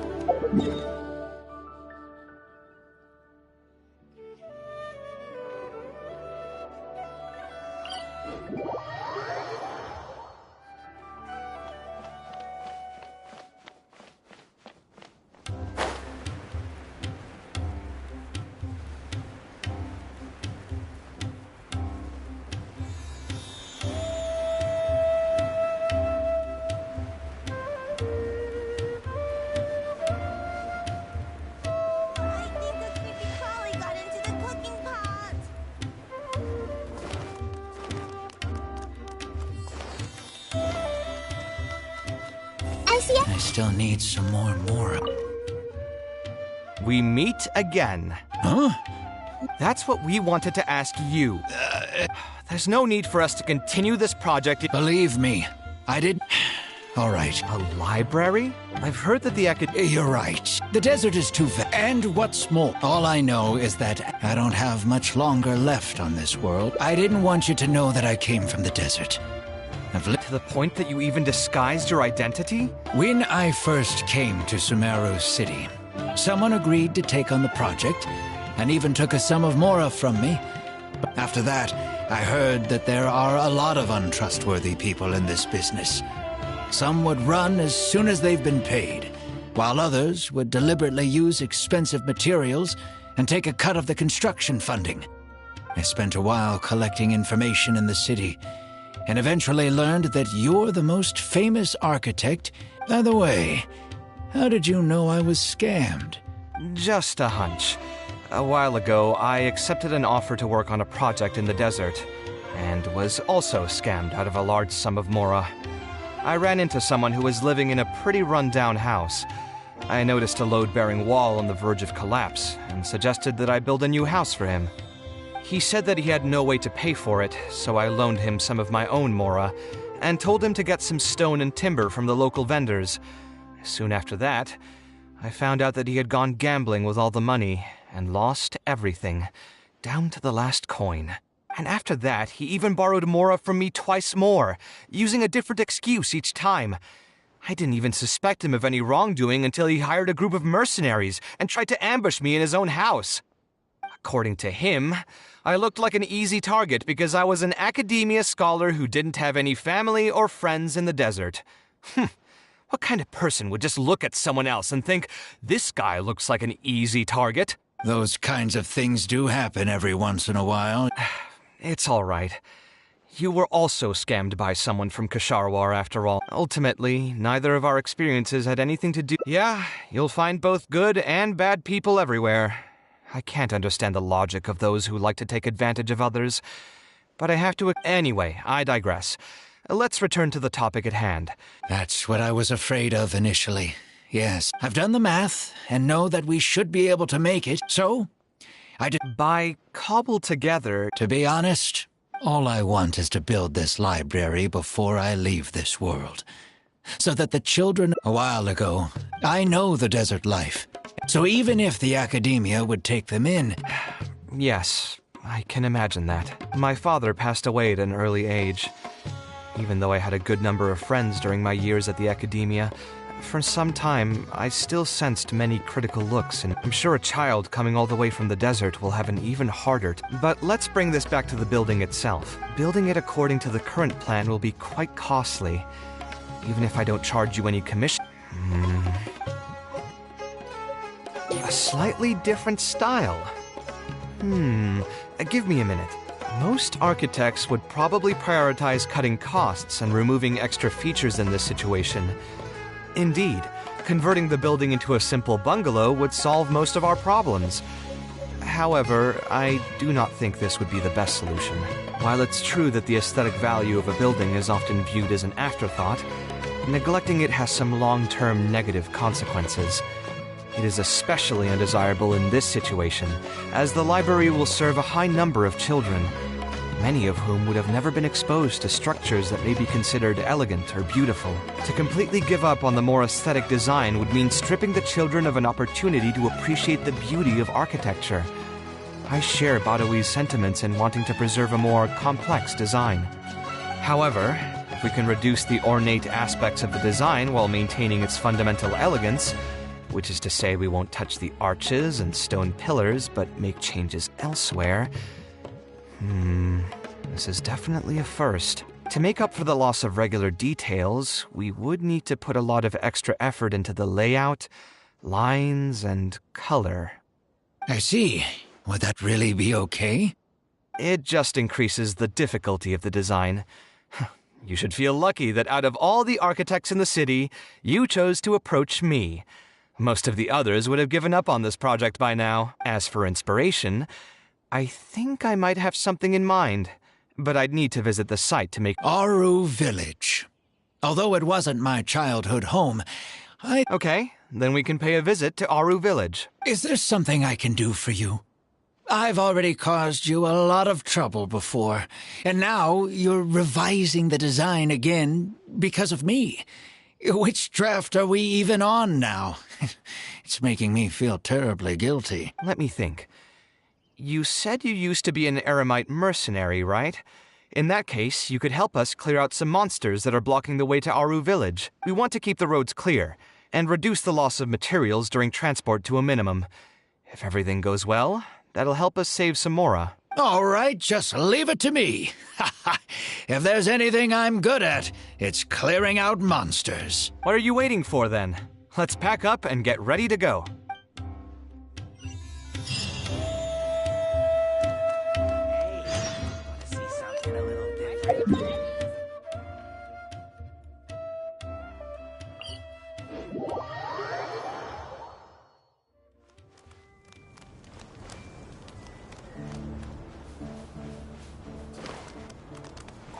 Everyone? I need to take 2 sumpter beasts with me when I go back to my hometown.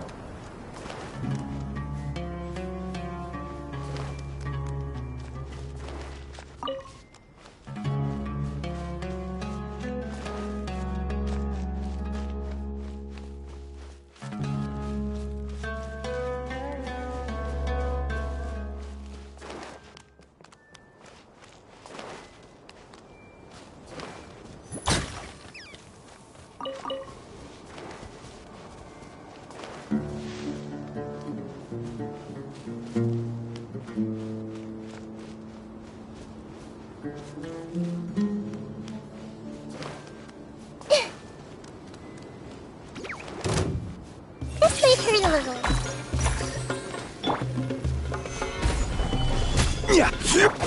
No, my sword!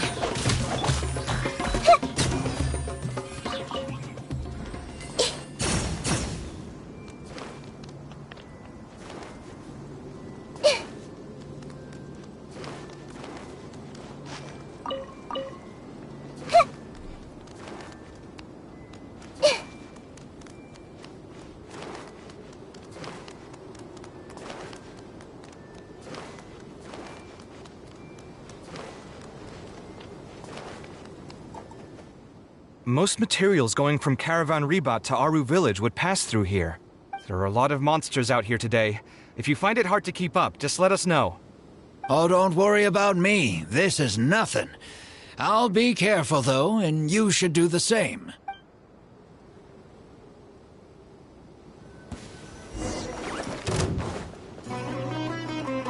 Sight clear! Two!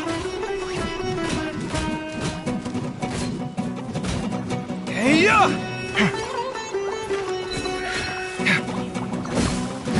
Hey!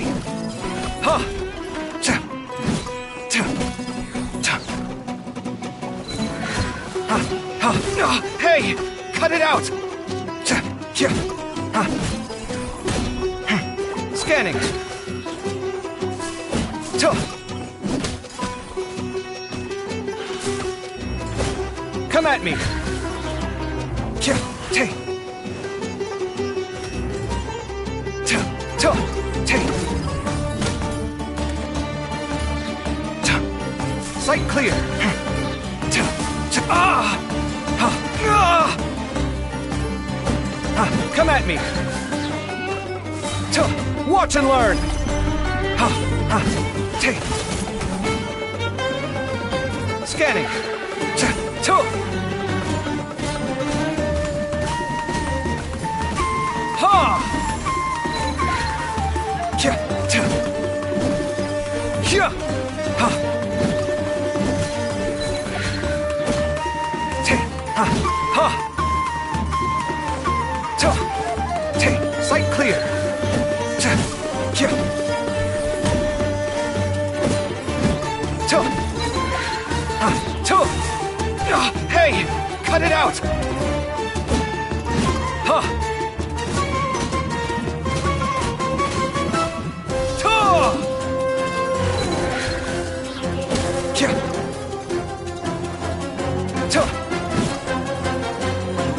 Come at me!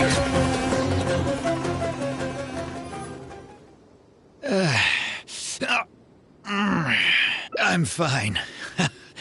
I've spent my entire life fighting these kinds of monsters in the desert, after all. They won't get the best of me. But it's one thing to fight against monsters, and another to fight against an old injury. It's something I picked up when I was young. There were many fights between mercenary brigades back then, and one day someone stabbed me in the back. I don't think much of it back then, but with age, it's caught up to me. Few mercenaries get to enjoy their later years. Failing health tends to take the joy out of reputation and wealth, and many mercenaries never even made much of the latter to begin with. Is there someone you know who can help to look after you? Unfortunately, no. My wife passed away at an early age, and I don't have any children. Sometimes I'd close my eyes and realize most of my life story has already been written. I have many regrets about my past, but at the same time I also know that there were never many options for me in the first place. I joined the Eremites when I was young, and won many battles with them. My survival was more a matter of luck than actual ability. If at all possible, I want future children of the desert to have some more options in life. I don't want them to turn out like me. My apologies. The older we get, the more we tend to ramble. Seems like we've already cleared out most of the monsters. Let's hurry over to Aru Village.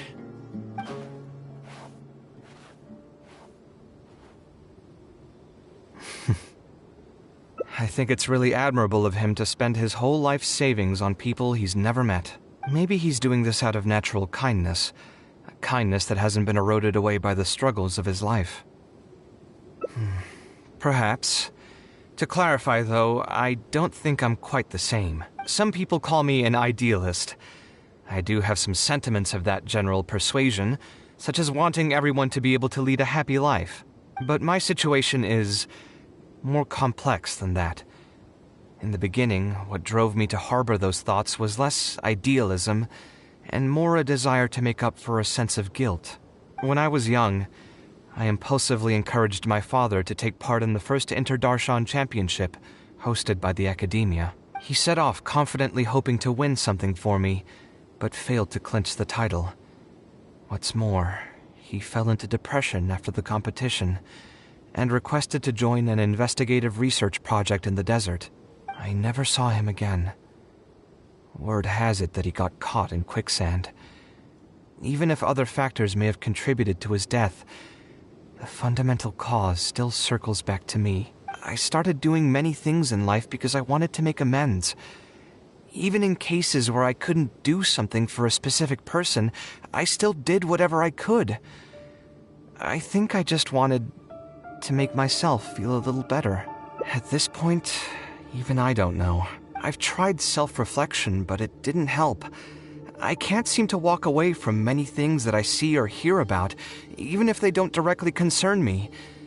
And I can't quite pinpoint the source of it. Maybe it's just like what those Vahumana scholars often say. It's hard for people to truly understand themselves. I could be doing things out of endless guilt, or I could be doing them out of a strong sense of empathy. It could even just be a matter of conceit. The potential motivations could number in the dozens, but the actions they result in are the same.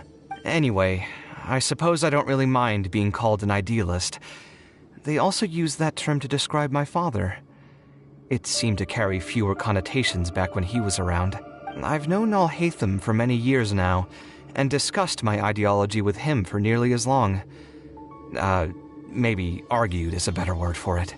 He told me a long time ago that no matter how strong of a swimmer you may be, you'll still get dragged under by the others who are drowning once you run out of stamina. He believes this is the fate that awaits all idealists. I still believe I should live by my ideals, and I've given him countless reasons why I think it's a good idea to do so. Perhaps my ideals are flawed, but are there really any perfect things in this world? Unfortunately, he remains unconvinced. His personality is the exact opposite of my own. If someone happens to drown next to him, he'll most likely stand on the shore and mumble something along the lines of respecting other people's fates. But as you can see, I'm not the only idealist in the world. Just as there are different seasons, there are also different people. There are many others who will continue to care about the fates of those who are not directly related to them. And when I finally run out of stamina, someone will also reach out and bring me back to shore. Someone will help me, right? Yes, I've already been helped like that before.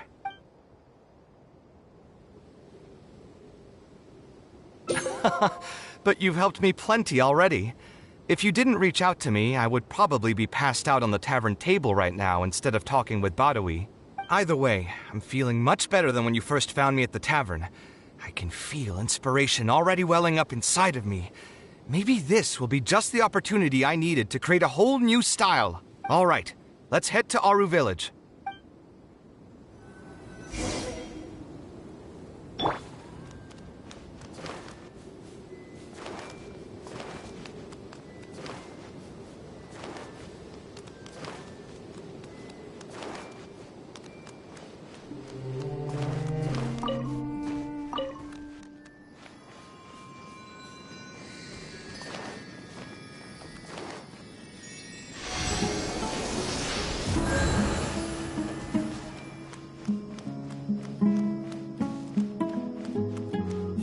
Did I remember to lock my door?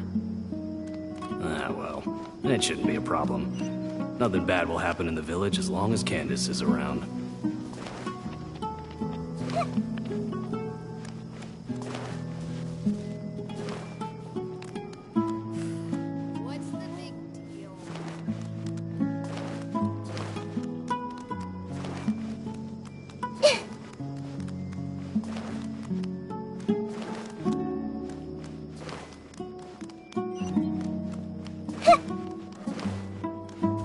I'm so glad Grandpa's okay.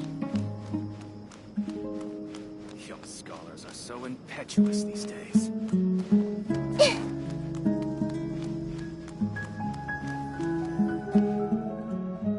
Now that we're here, it's my partner's time to shine.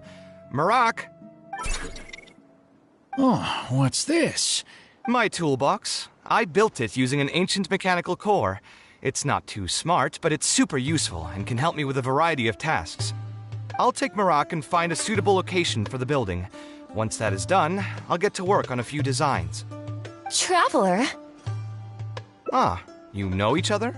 Hello. I suppose you must be Kaveh from Kasharawar. I've heard of you before. My name is Sataria, and I'm currently the person in charge of promoting educational assistance programs here in the desert. Educational assistance programs.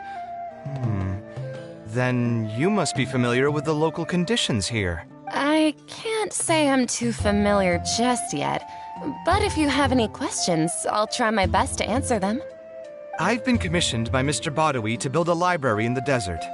We've settled on the general design direction, but we are trying to finalize some details based on the conditions around the intended location. A library? Do you intend to open it to the public for free? That's right. I want to make sure the children will have books to read. That's fantastic! I'm sure the children will be thrilled. Right now, we don't have access to many paper books or a quiet place to read. Truth be told, this very thing has been keeping me up at night. Let me get straight to my questions, then. Can you estimate the number of children around here who'd be interested in reading? Besides the usual noise of village pedestrians, are there any other sources of noise in the village? Oh, and have any landslides occurred here recently? And also, where are the spots around the village that have been most affected by wind and erosion?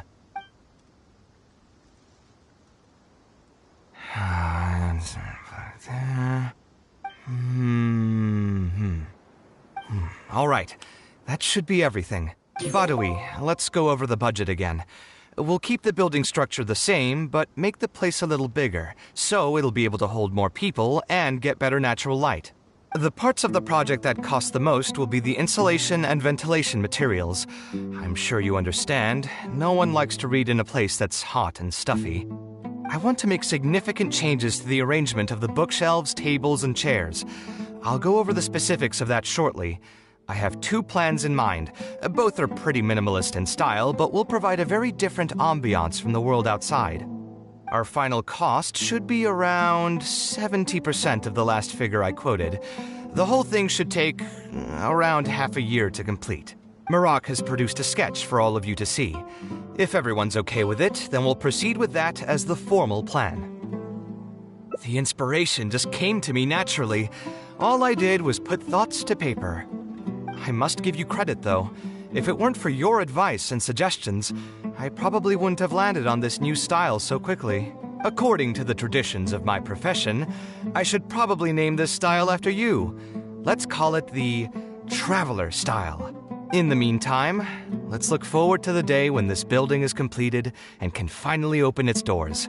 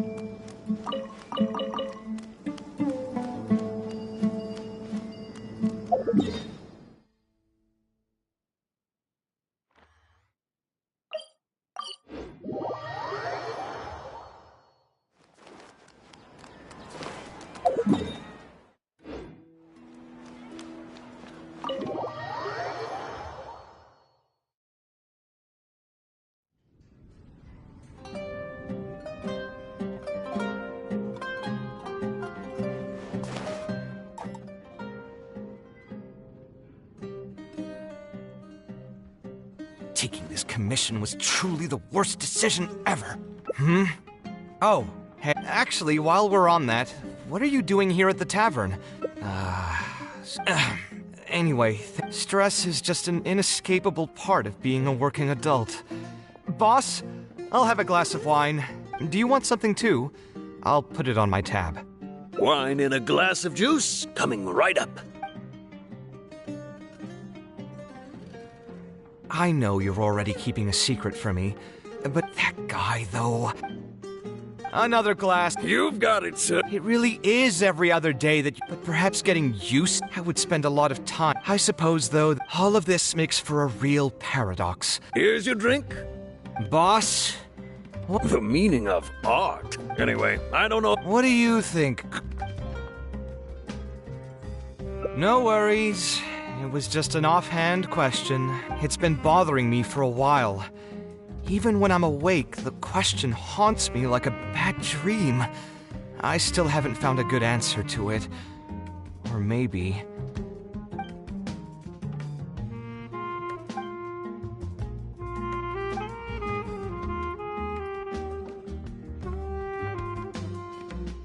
Sounds great to me. I don't even want to think about this project anymore. But what should we do? A different career. I see. That's not a bad idea. I think I've heard a saying somewhere before. 80% of a working adult's woes are due to not having enough mora in the bank. It's just a saying, of course, but even I will admit that my life would be a lot better if I could make additional mora. And if I want to make mora, I should finish that ridiculous commission. But I really can't find it in me to go back and talk to him right now. Hold on. I just remembered that I used to have a senior classmate by the name of Alkami. If memory serves me right, he's no longer taking private commissions, but he's still doing pretty well for himself. Maybe I'll be able to get some advice from him. Yeah, I should get on this right away. No more wine for me today. I'll grab the bill and be on my way.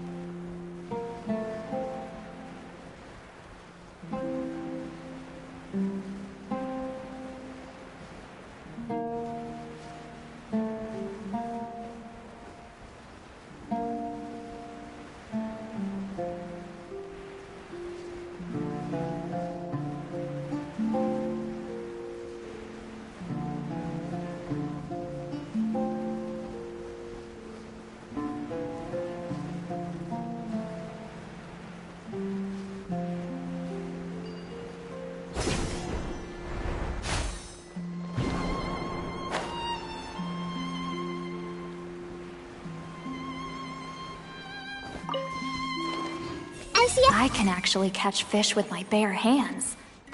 But fishing with a line is more fun.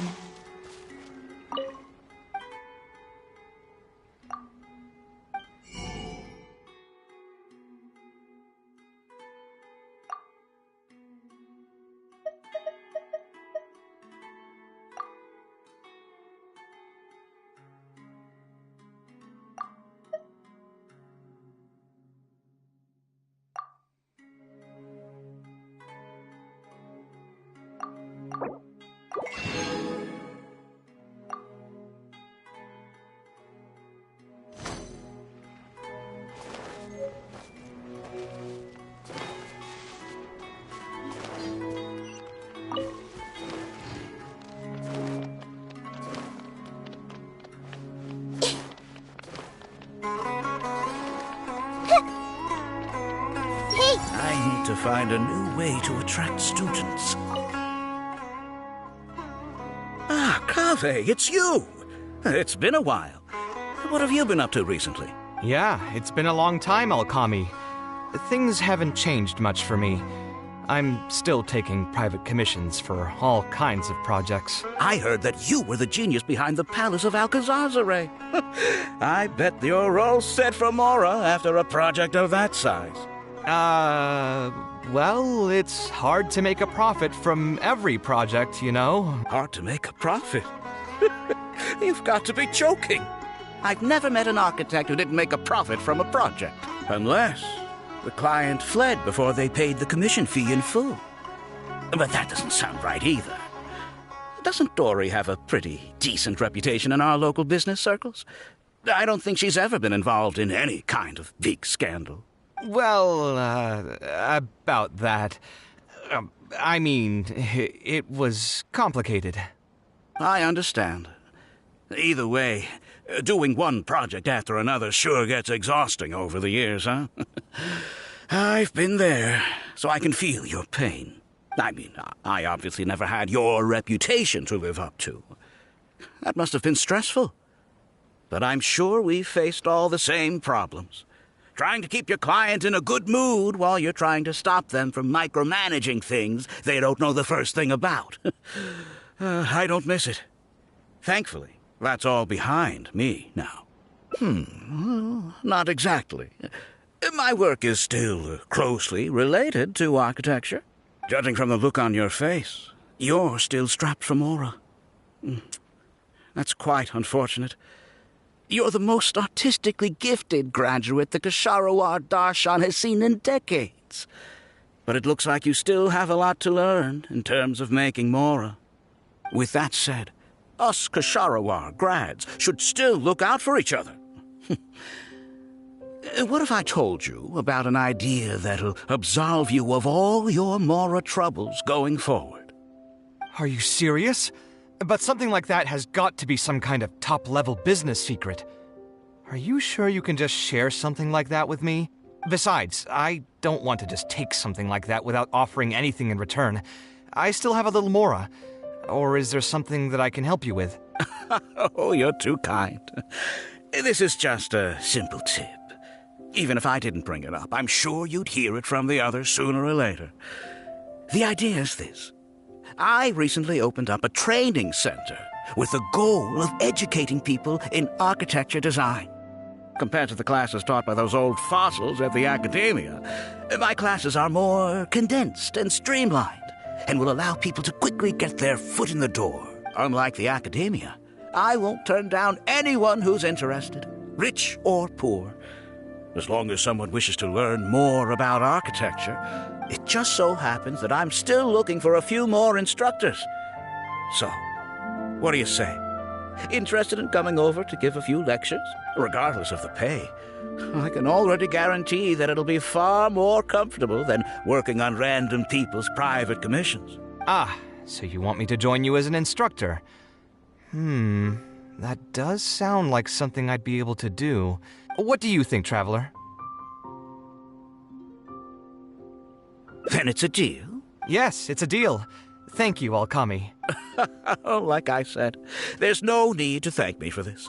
The lecture room is not far from here, so you can just come straight here tomorrow morning. As for the pay, How about we start at 300,000 mora per lecture? 300,000? Are you serious? How could you offer so much? It would seem that you're still oblivious to your own economic worth.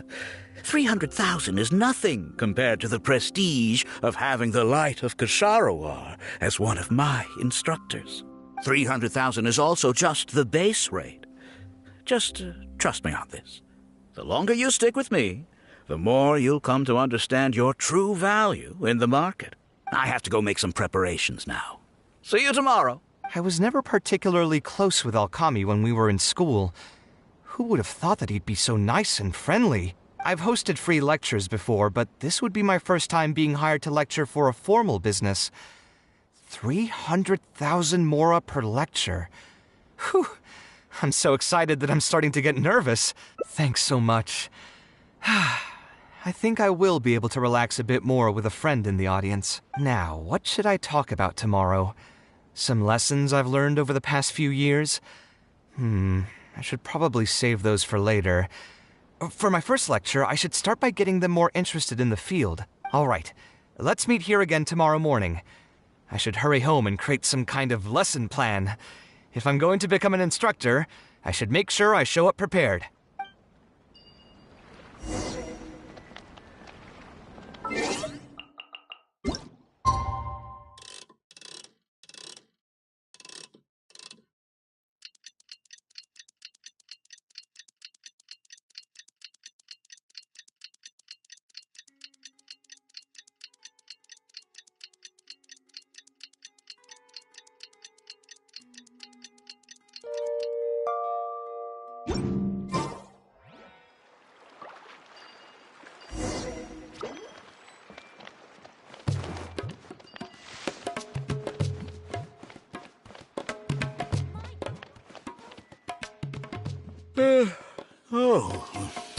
I didn't expect you two to get here so early. I was up last night preparing for the lecture, but I ended up getting so excited that I couldn't fall asleep. Here, I've prepared a lesson plan. Do you want to take a look? Lesson plan? I must commend you for your dedication. But the training center has already developed its own set of teaching materials. Instead of using your own plan, you can just use what we have here. Of course, you're always welcome to work in some of your own content to add some fun and flavor. Sure, be my guest. It's almost time for the lecture to start. Feel free to head in and start the class whenever you're ready. Huh. So you've already developed your own set of teaching materials. Seems like I won't need the stuff I've prepared after all. Anyway, shouldn't be a problem. I'll just go ahead and use your materials. There's something else I want to ask, though. This isn't going to be a large class, is it? No need to stress. There are only 20 people in this class. There are 14 classes at my training center. Out of all of them, the first class has the best grades, so I've directed them to you. We'll see how well they take to your lectures. 20 people, huh? All right. I think I can handle that. Oh, and one last thing. In the interest of keeping a quiet learning space, only instructors and students are allowed in the classroom when class is in session. I'm sorry to say this, but your friend will have to wait outside while you teach the class. Sorry about that. I'll meet you at the door when the class is over, then.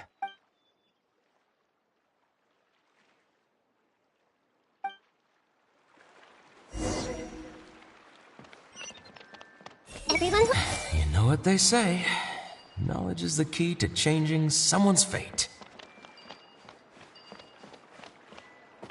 If only I had seen the business opportunity like he did. Hey! I bet he's living the dream. Did you hear? Alkami recruited Kaveh to be an instructor. I bet that'll boost his enrollment numbers. Really makes you jealous, eh? If you think about it, Alkami was never that talented himself as an architect. If we're just talking about professional skill, no one would pay for a class with him. That's true, but you've got to admit, his advertisements are really effective. After all, the academia only admits those that can pass its entrance exam, so only a few people could hope to study architecture in the halls of the Kasharwar. For those who can't pass the exam, or who just want to jump straight into the industry, the training center is the best bang for the Mora. Man, to have that kind of business acumen.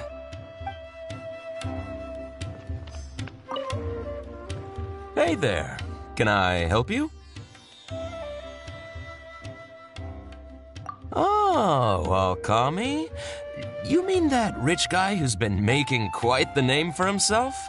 Yeah, he commissioned a set of furniture from me a while back. Paid a great deal of Mora for it, too. I heard he earned a fortune working as a renowned architect. Now he's opened a training center so others can follow in his footsteps. If the tuition wasn't sky high, I'd enroll my child in a heartbeat. Architecture really sounds like a lucrative profession.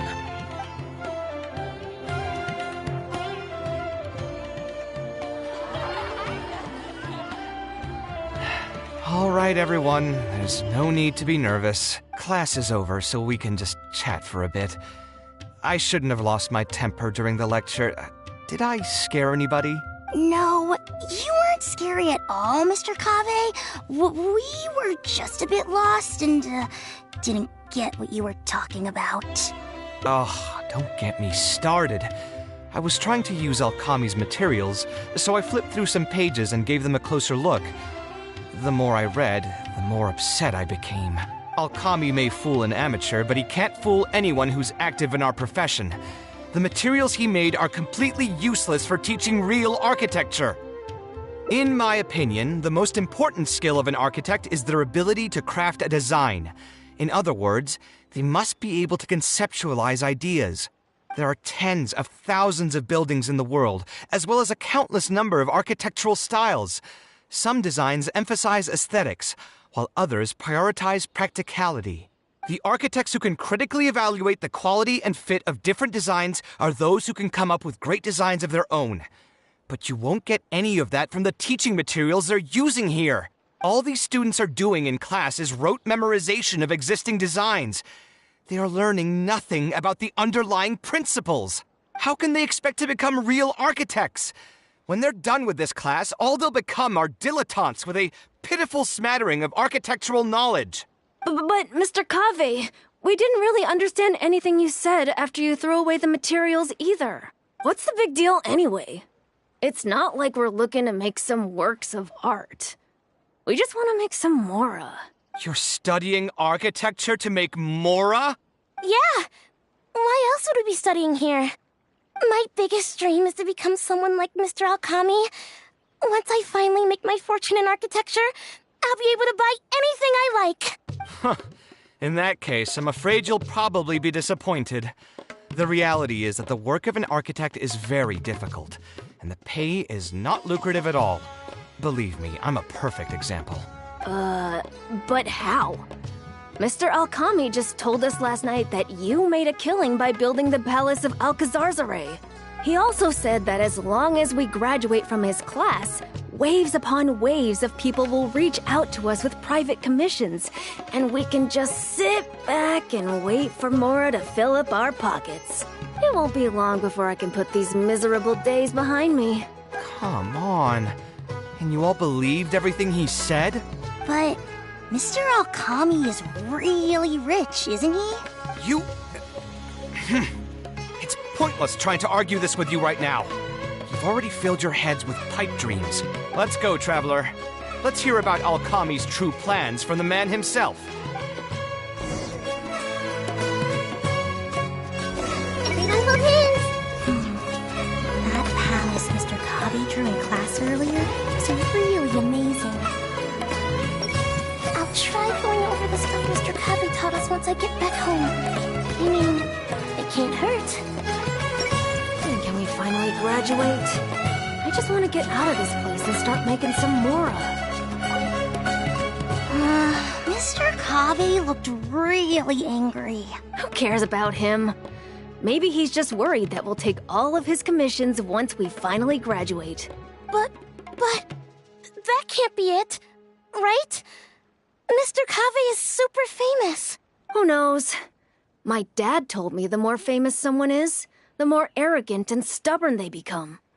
Approachable people like Mr. Alkami are the rare ones.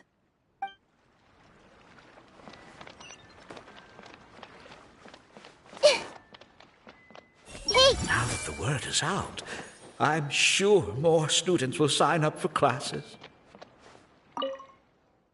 What's wrong, Kaveh? You look quite flustered. Did one of my students offend you?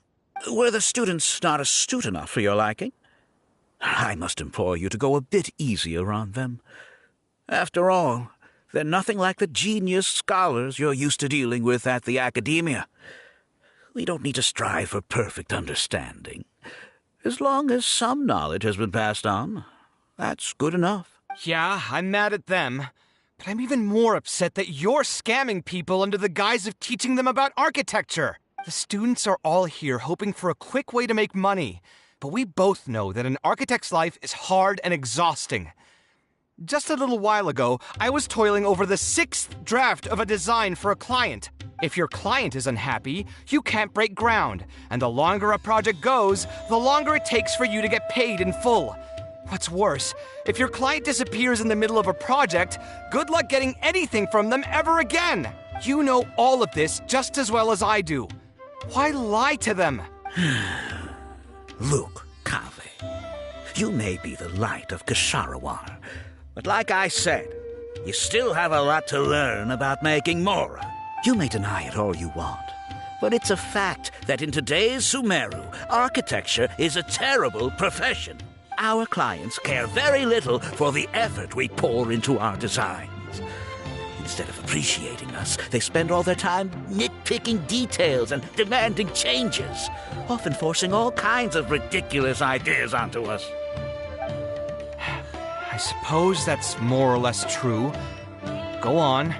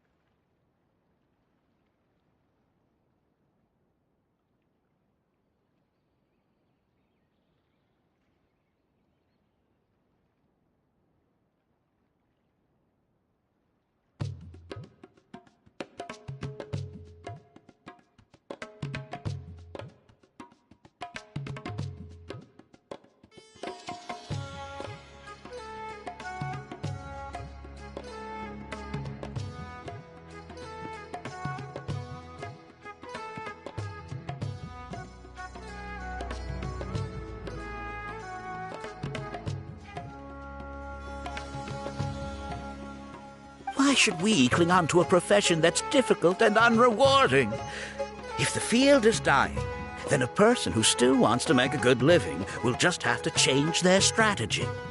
If it's near impossible to make money as an architect, then why not just establish a training center and train other people to become architects in our stead? Wait, how does that make any sense? Aren't you just leading them into the same trap? We are already stuck, my friend. The more people we can lead into this pit and stack as padding beneath our feet, the more comfortable our lives will be. That's right. Making money as an architect is a slow and agonizing process. In comparison, earning tuition from a training center is far easier. None of the students will ever know, however. In their eyes, all of my income was earned during my years as an architect. It's easy for them to fall for my promise. After all, everyone wants to live the dream of being the person who can spend millions without batting an eye. The more students I get, the more money I earn. And the more real that dream becomes. And then what? Once they graduate, they'll still find out the truth about architecture and struggle to stay afloat amid all the problems we already talked about. When that happens, your facade will pop like a soap bubble. No one will believe you anymore. But that's just one way to look at the problem. No two people have the same amount of talent. Even if they fail to strike gold in the future, you can't say that it's my fault and mine alone. Oh, and also, I never actually promised that they would achieve financial freedom as long as they become architects. All I did was nudge them towards that belief. I'm not even scared if they do come back and stir up trouble. My training center has all the required permits and certifications. Even the Dendro Archon herself couldn't find fault in any part of my business.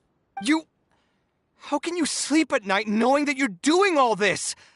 Tell me, is your heart carved out of brick and stone? I can't believe that I once saw you as a decent human being.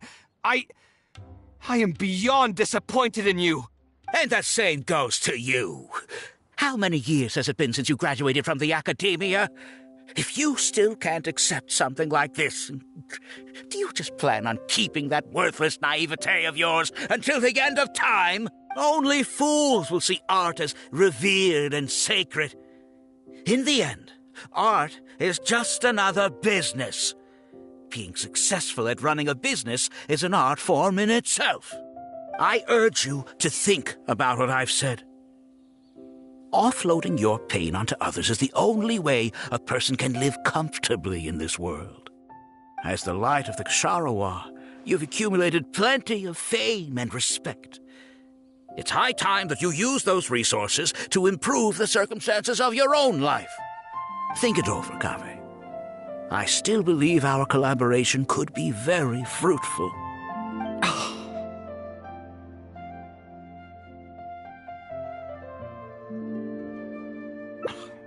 I'm so mad, I feel a headache coming on. There's nothing more I can say to him. I'll resign from my position as instructor. Of course, I'm sure you've realized that as long as I remained at this center, he would be able to use my name to advertise this place. Even if I just sit back and do nothing, others will be deceived and suffer because of me. He is right about one thing, though. These kinds of training centers are everywhere. And even if the academia was to find out about it, it's unlikely that they would take any real action against it. The most that they could accuse him of is false advertising. And even that would be hard to prove. Oh? Did you notice something else? Yeah, you've got a point. The rate he gave me was 300,000 mora per lecture. That probably came out of the students' tuition. And who knows just how much he's been charging the students for attending his classes.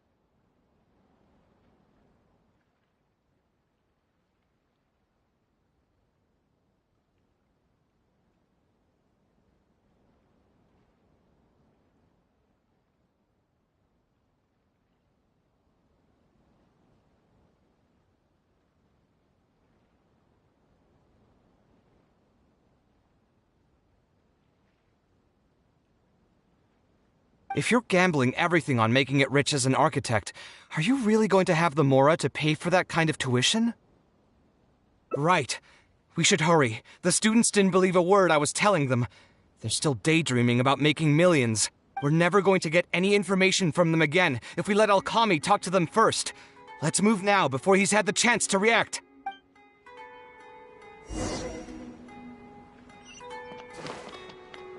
I see what do I need to do to build a really cool palace? Oh, Mr. Kaveh? What are you doing back here? Class finished a while ago, but you're still here. Why haven't you gone home? I wanted to stay for a little longer. I'm still thinking about everything you taught during the class. Even though a lot of it went right over my head, I still thought the houses you drew were really pretty. Of course they were. All the examples I drew were world-famous landmarks. Each one was the magnum opus of a celebrated architect. It's a good thing that you could recognize them for their beauty. The accumulation of knowledge is the first step to artistic expression. Instead of rote memorization, you should try to relate and to understand. And after that, try to resonate with the work. Resonate? Yes. When I first got into architecture, there were many things about it that I couldn't understand at all. I would find a building to be beautiful, but have no idea what made it so good. And for most people, just being able to admire a building is enough. To become a good architect, however, you must also learn to assess and appraise. Going from admiration to assessment will take a lot of time and specialized knowledge, and I'm afraid that some superficial speed training won't be enough to take you there. Just as I thought. Becoming an architect won't be as easy as Mr. Alkami made it out to be, right? I'm sorry. I'm not trying to crush your dreams. All I want to tell you is that an architect's life is not as carefree and easy as others may make it out to be. I understand. Thank you for telling me the truth, Mr. Kaveh. I think I'll still stay here for the time being, though, since my family still hasn't paid everything off. Paid off what? Sorry, I can't say anything more. Mr. Alkami made it very clear that anyone who talks about it will be kicked out of the class. Don't listen to him. I am the most famous architect in Sumeru. If he kicks you out, then I'll just take you in instead. Really? Why would I pull your leg? I can see you have some talent, so as long as you get your fundamentals down, you should be able to pass the entrance exam and continue your studies at the academia. Then please keep this a secret for me, Mr. Kaveh. Truth be told, my family is not very well off, so we couldn't really afford the tuition for this class. Mr. Alkami was the one who reached out to my parents. He told them that he knew a merchant by the name of Bahar and that we could get a loan from him. He told all the students that once we graduate, people would come flocking to commission us for projects. If everything went well, we'd be able to pay off everything in just a few years, and all the more we make after that would be ours. How much did your family borrow from this merchant? I think it was several million Mora. And what was the interest rate? I'm not really sure. My parents were the ones who signed the contract. All I know is that the stack of papers was as thick as a slab of rock. Yeah, I have a bad feeling, too. Something about the whole thing feels dastardly familiar. We need to find that merchant to confirm. But if we were to confront him right now, there's no way he'd admit to anything. Good idea. Hey, tell me, do you know where we'd be able to find this merchant? We last saw him on the north shore of Port Ormos. Who knows if he's still in that area, though. Well, it'd still be worth taking a look. Architecture... No. The arts shouldn't be used as bait for a scam. We need to do something before the students' lives are ruined even further.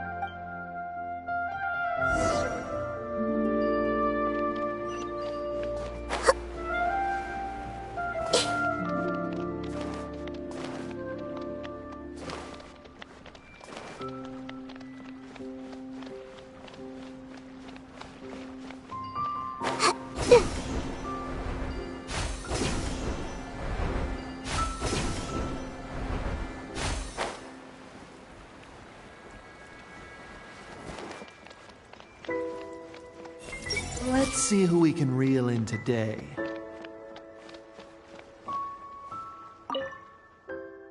Oh, I don't think I've ever seen you guys before. Here for business? You're Fahar, right? Yes. May I ask who introduced you? Alkami. My friend here wants to enroll in his architecture class, but they're a bit short on money. Alkami told us you're the man to go to in this kind of situation. Oh, sounds like his business is booming. How much do you need? Let me see. I'd say around 3 million mora. Oof. You call that a bit short on money? Anyway, since you're here because of Alkami, I can work things out for you. Make sure you sign the contract, though. Lots of people are borrowing money from me nowadays. Here you go.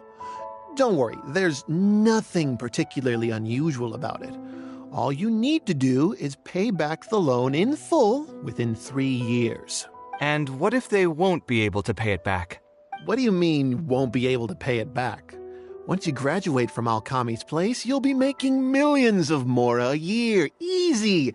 At that point, paying this off will be a piece of cake. And even if you were to run into some difficulties and need to delay the installments, it's no big deal. We're all reasonable people here. If you can't pay quickly, you can just pay it back over a longer period. All that would change is your interest rates would get a little higher. It's hard work running a business. If we're taking risks to supply you with mora, it's only fair that you take on a bit of the financial risk as well. Anyway, there's no point in tying yourself in knots over the contract. With the way you're reading every single line, it's like you're worried you're about to get scammed out of your whole life savings.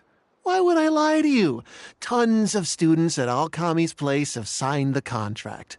Aren't they all doing pretty well for themselves? I just did some calculations in my head. When you say the interest will get a little higher, do you mean it'll get higher than 30%? Of course, the contract did a great job of trying to obfuscate that fact. It only listed the amount that you'll have to repay every day, which gives the false impression that the amount hasn't actually increased by all that much. If you actually do the math, however, it's clear that the amount you need to pay on interest alone will amount to hundreds of thousands of mora per year. Most people can't even make that much mora in a year. Your greed really knows no bounds. Even my creditor doesn't dare to raise rates that high. Once a family signed on to a scheme like this, there's no getting out. What are you trying to say, huh?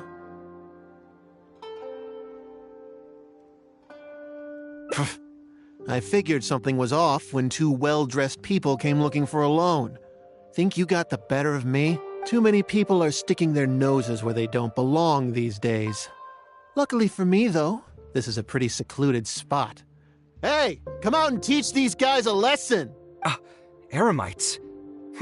I've already fought off more than my fair share of them when I was working in the desert.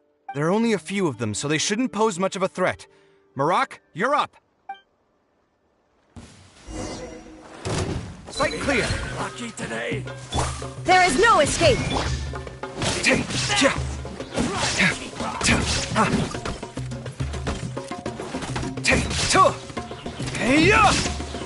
Come at me!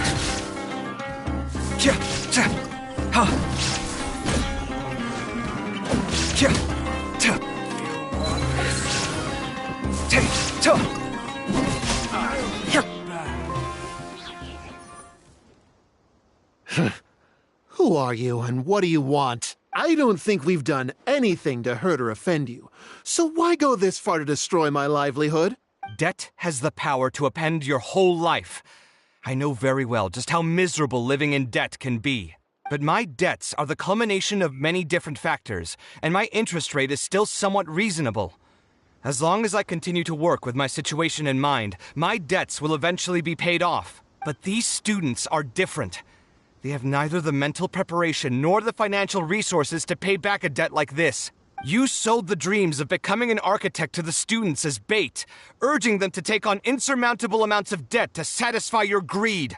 Ha! Everyone knows there's no such thing as a free lunch. It's their own fault for falling into the trap. And if we're going to talk about greed, aren't those students the ones who are blinded by it? They completely ignore the risk that's right there in front of them. Ha!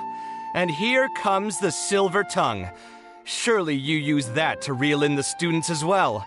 Even now, many of them are still hopelessly dreaming of striking gold after they graduate.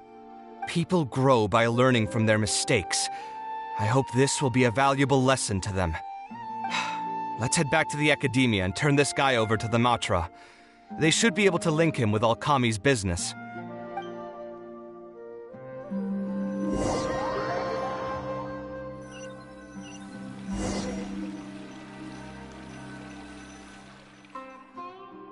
Sino? Didn't think I would run into you here. My vacation just ended not too long ago, so I'm going over some cases at the academia. Who's this?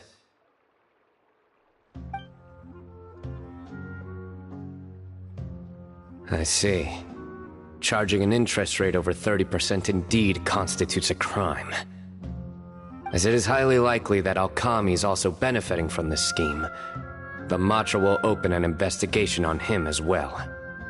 The training center will be closed until further notice. Any funds we manage to recover from the suspects will be returned to the students. It's unclear how much we'll be able to get back, however, given their extravagant spending. That should still be enough. Once the students realize the error of their ways, they won't fall so easily for such traps in the future. Anyway, thank you for your help. I hope this won't be too much trouble for you. It's no trouble. Just another day at work. How did you two get tangled up in this anyway? Did you accept any mora from him? He promised to pay me 300,000 mora per lecture, but I resigned as soon as I finished the first session. I didn't take a single coin. Ah, that's good. What do you mean, that's good? Would you have taken me into custody as well if I had actually accepted any mora? I wouldn't have gone that far. But, had he insisted that you were also an active participant in his schemes, under our rules, we would have been required to open an investigation on you as well. Either way, though, I believe you are innocent in all of this. Had you actually been alright with making money through less than noble means, your life wouldn't be the mess it currently is. Hey, what was that? What do you mean my life is a mess? Never mind. Your life is fine.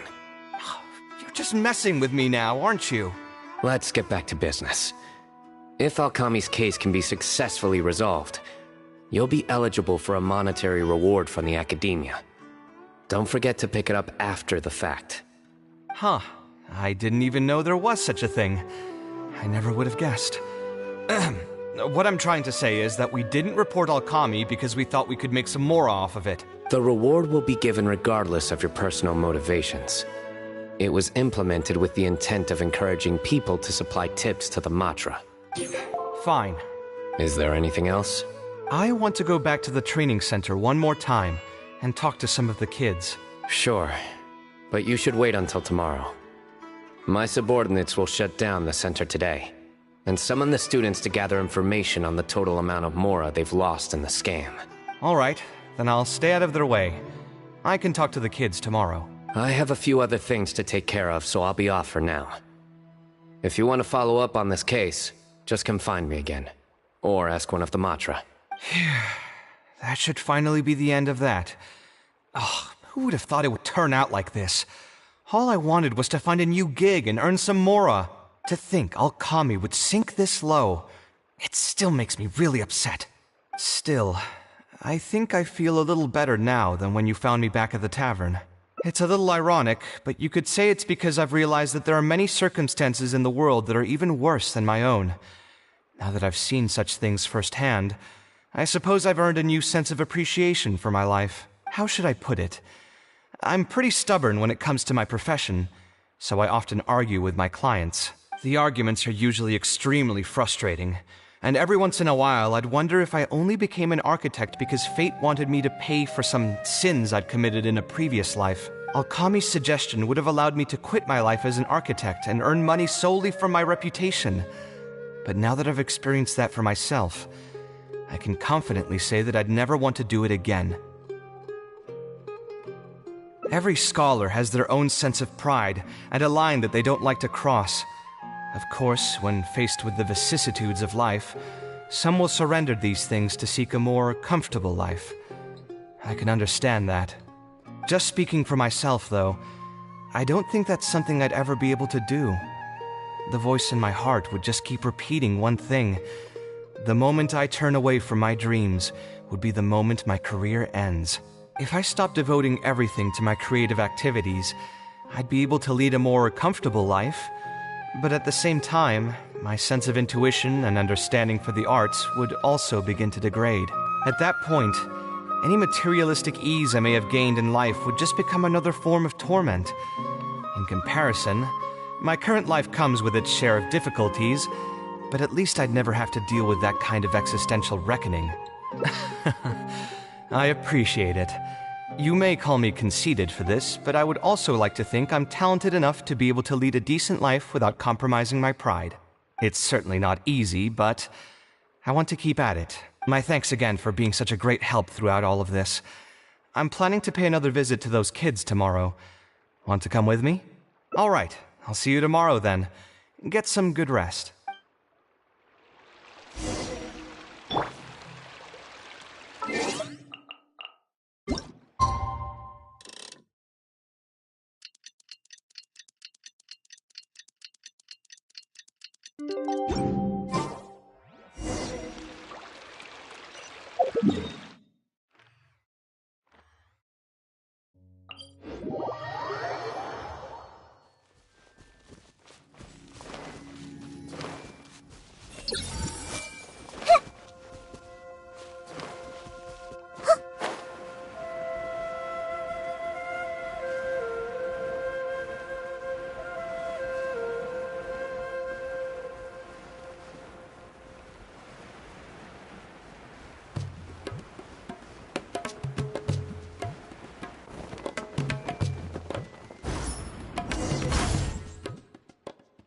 Never would have guessed Mr. Alkami was a scammer.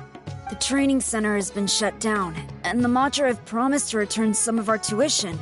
But we've already spent so much time on this class. What should we do next? Mr. Kaveh said we can keep working on our fundamentals and try to get into the academia. Ha!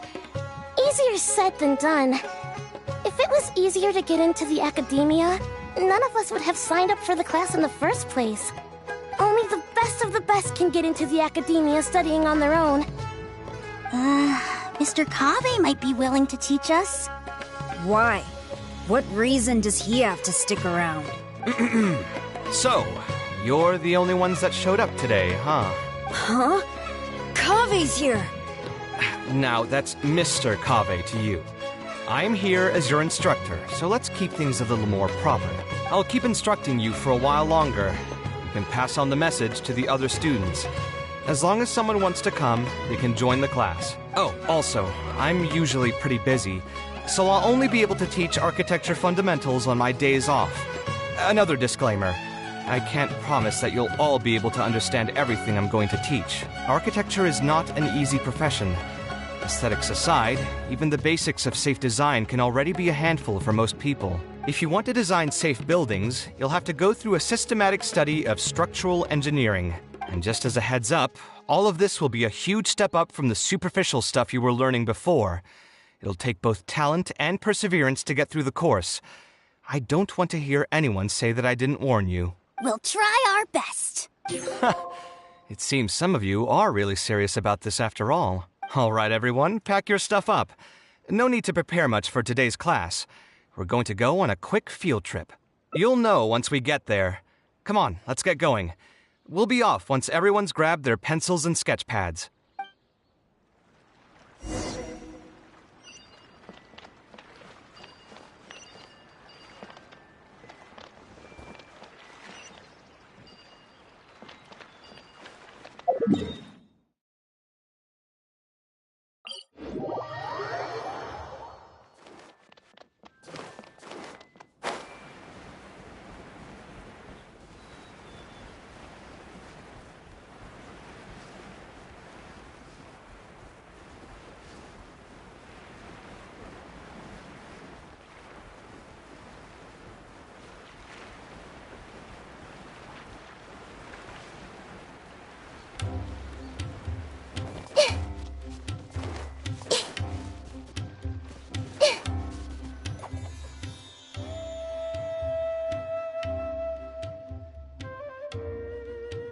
This lighthouse has been around for a long time, and I handled its renovations when I first graduated from the academia. The point of today is not so much about the lighthouse as a building, however. I just want you to take a look at it and do a bit of self-reflection. If you were tasked today with designing a building, how would you want it to look like? Don't think about how you'd actually go about building it for now. Just put your ideas to paper and draw the prettiest building that comes to your mind. So, it can be, any kind of building? Yep, as long as you think it'd look good. It doesn't even necessarily have to be a building. If you want, you can draw trees, the ocean, or even a garden area. Draw whatever you'd like. In my experience, it's best to approach the study of architecture from a point of personal interest, rather than for the sake of a career. Both the study and practice of architectural design are extremely difficult. A person who's forced to work on projects that they don't resonate with will only struggle and suffer. So at least for today, I hope the students will be able to create something that they enjoy. There's no need to think about it too hard. They'll have plenty of time in the future to revisit the design and make changes. What do you think? Want to try your hand at it as well? Don't forget that this is a free class from Mr. Kaveh, the Light of the Kasharwar. On a normal day, this would cost you 300,000 mora.